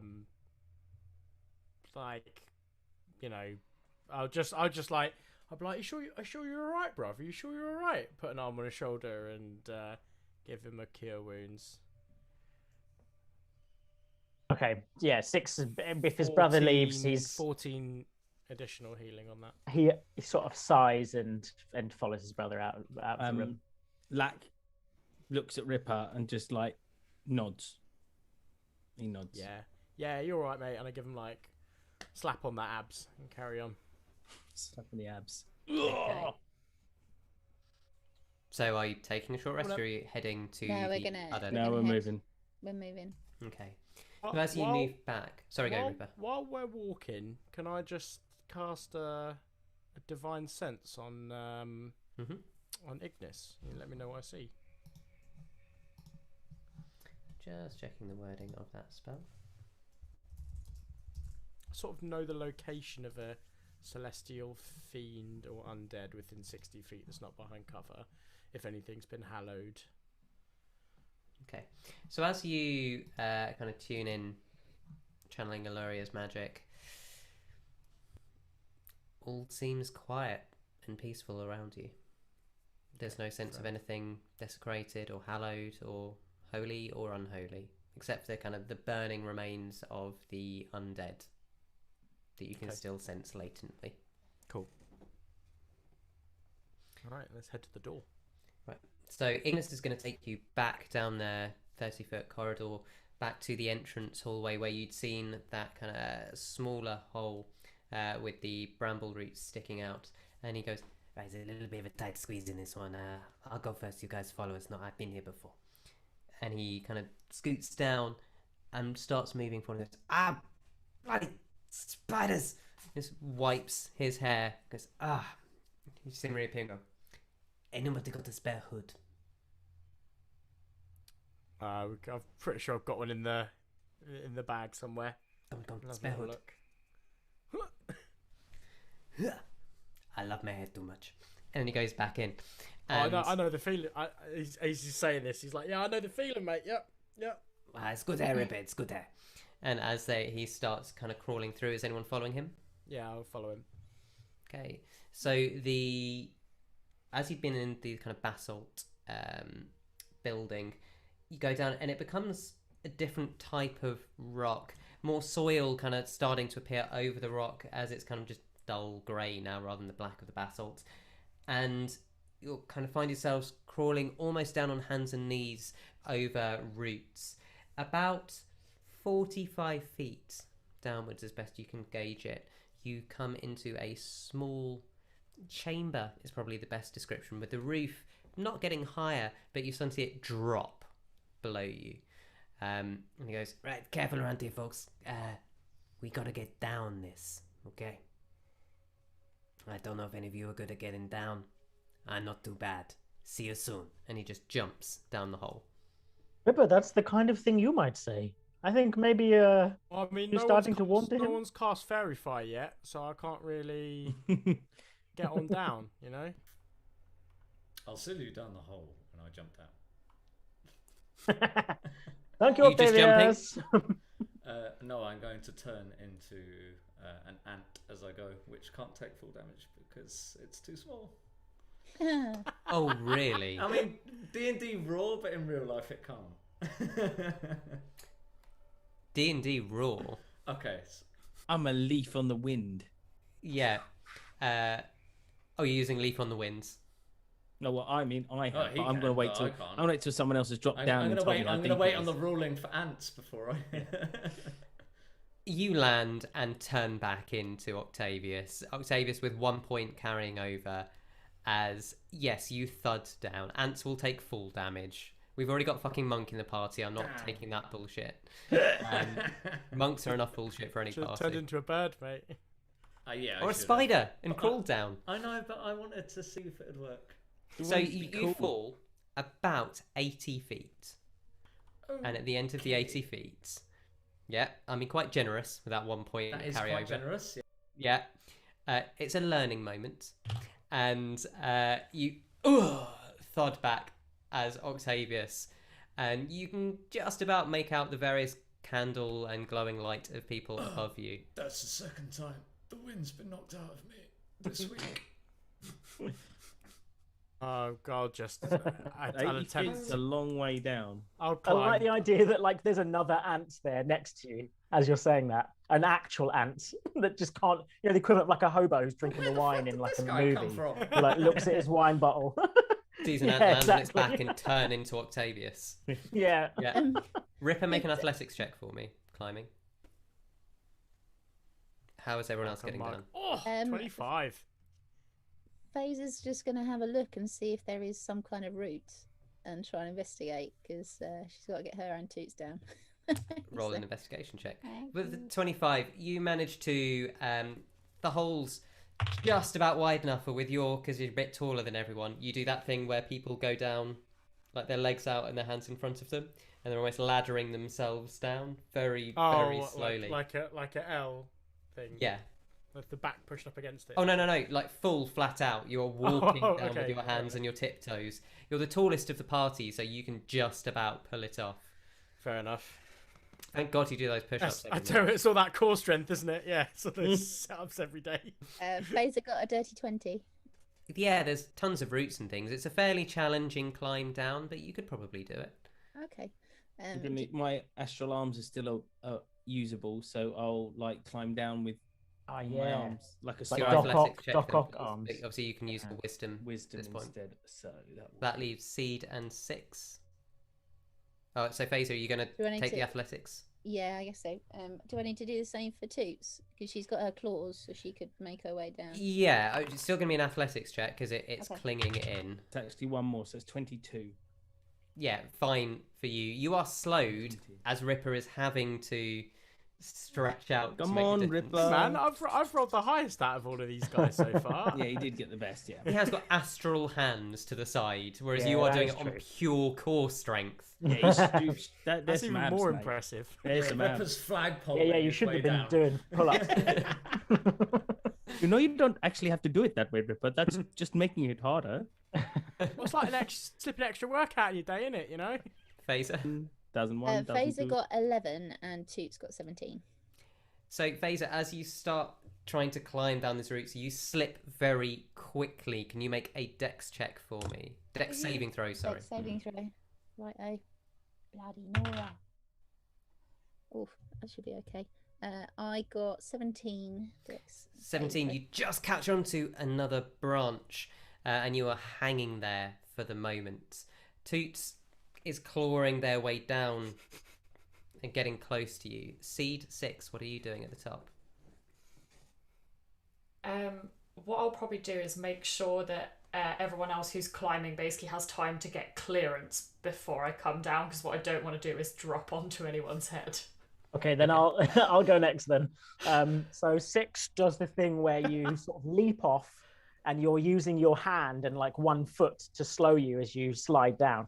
Oh, the old claw into the wall. Classic. I'll say with a sword, so you're not just clawing your own hand off. I don't know how they do it in the movies, man. But somehow they do it. Shield, like surfing down. They do it like this. Make an athletics check. Old Steven Spielberg said, when you're not sure, make an athletics check. Yeah. Oh, well, good. That's a 19. Yeah, it's enough.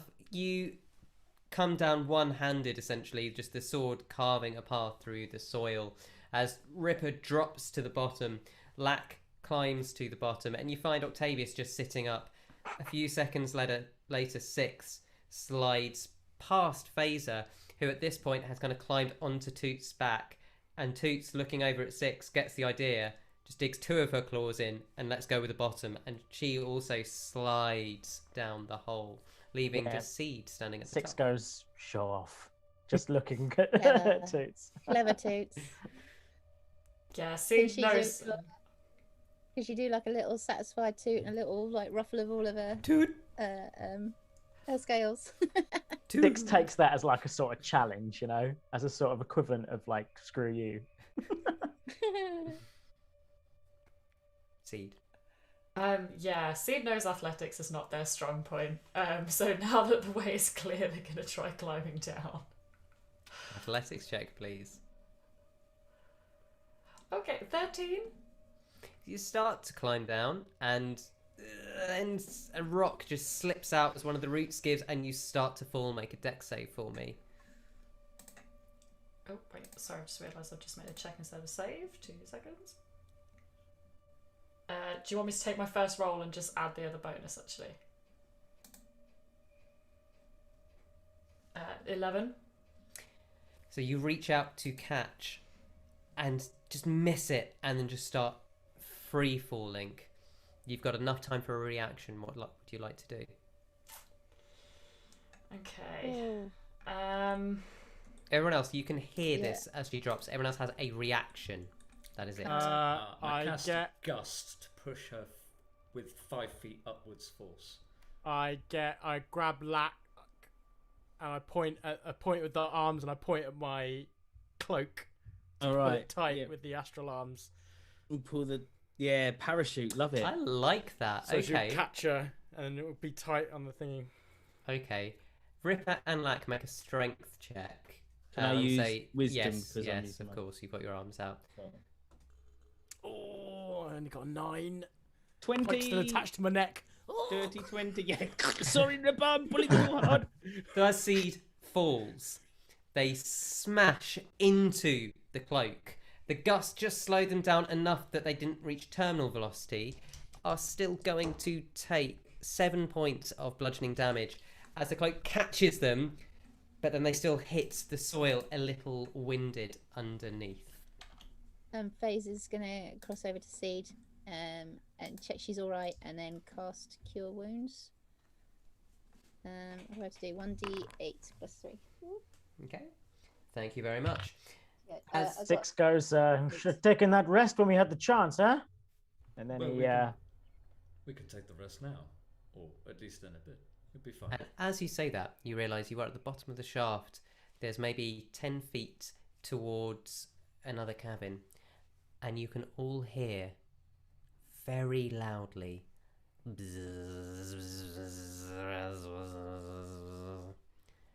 And that's where we're going to pick up next week. Of course we are. oh, It's lots of bees having a conversation. Oh, so That's perfectly what that is. timed again, Johnny. How do you do it? Don't know. Mad skill. Clocks. So You got 8 healing points, by the way. Sorry, Becky. I don't know if I got that. Over to you. Thank you. You're all right. So you have managed to infiltrate and descend the first part of this little dungeon for you. So well done, folks. You are all still alive. Nice. And did pretty well in that Just. fight earlier. You did well. You did absolutely Some of us fine. got walloped in that one. Someone ran into the middle of a horde. I know, that's what he does. That's what he does. That's fine. That was a mean fireball, Octavius, as well. Yeah. That was a well-placed yeah. fireball. Clutch. Tactical fireball is the best feeling in D&D. I know. I've been waiting for the moment. I've had it for like 3 episodes now, and I haven't been able to use it. I mean, like when don't you're know on what you're regular talking games, Johnny just busts a fireball out. Like he took a fireball at collateral damage. Yeah, he fired a fireball at his foot, basically. I don't care. And no, of course I never play an evocation wizard who could choose to not hit his allies. What's the fun in that? Also, So- Seed is like in Call of Duty or something. She's like this, like getting every assist. You know, when it's like no kills but like 100 assists. So it's like none of us would be able to knock those characters down if Seed wasn't there pumping that damage into them. So it's amazing. And Faeza with the last blow, obviously. I mean, she saved the day, basically. But she It got in wasn't the for room. Faeza, you'd Basically. all of his What? dice. I was sat there the whole time going, especially when you set up that fireball, I was like, am I going to get a shot? And then It's it a was like, bit toasty in this room as you walk in. Where is everything? nice and Oh, warm. look, there's one thing. I better take care of it. We go. Bless. I love Faeza. Such a Oh, wonderful good. spirit. Well done, folks. Did really well tonight. The kind of well where people should tell each other about how well we've done. Ryan, where can they do that? You can tell us about how good we're doing in our adventure on Twitter at Bloodsong Party or Blood and Song on Facebook and Instagram. You can listen to and catch up on every previous episode we've done wherever you get good podcasts. Just search Blood and Song. If you're on Twitch, like you are right now, but if you listen on the podcast, you can find us at Total Party Win on Twitch. And also, if you want to catch up on anything on YouTube, search Blood and Song Erionwel to watch previous episodes, lore cards, and also catch us live on that. Thank you very much. And again, say thank you to our podcast team who cut our long adventures into 20 to 30 minute chunks for you to enjoy on your commute. Now, several of you are commuting again. You lucky people. Perfect time to dive in and share those adventures. Thank you again to Sirenscape for providing us with excellent sounds, and Foundry BTT for giving us a platform to host our adventure visually, and to D&D Beyond for letting us use their character sheets and things, which is always marvellous. We hope you've enjoyed tonight's adventure, and next week we'll see if the party can survive a little bit longer and just what's going on with this mysterious door. Until then, have a great week, and may the Great Mother guide you in all that you do. Farewell.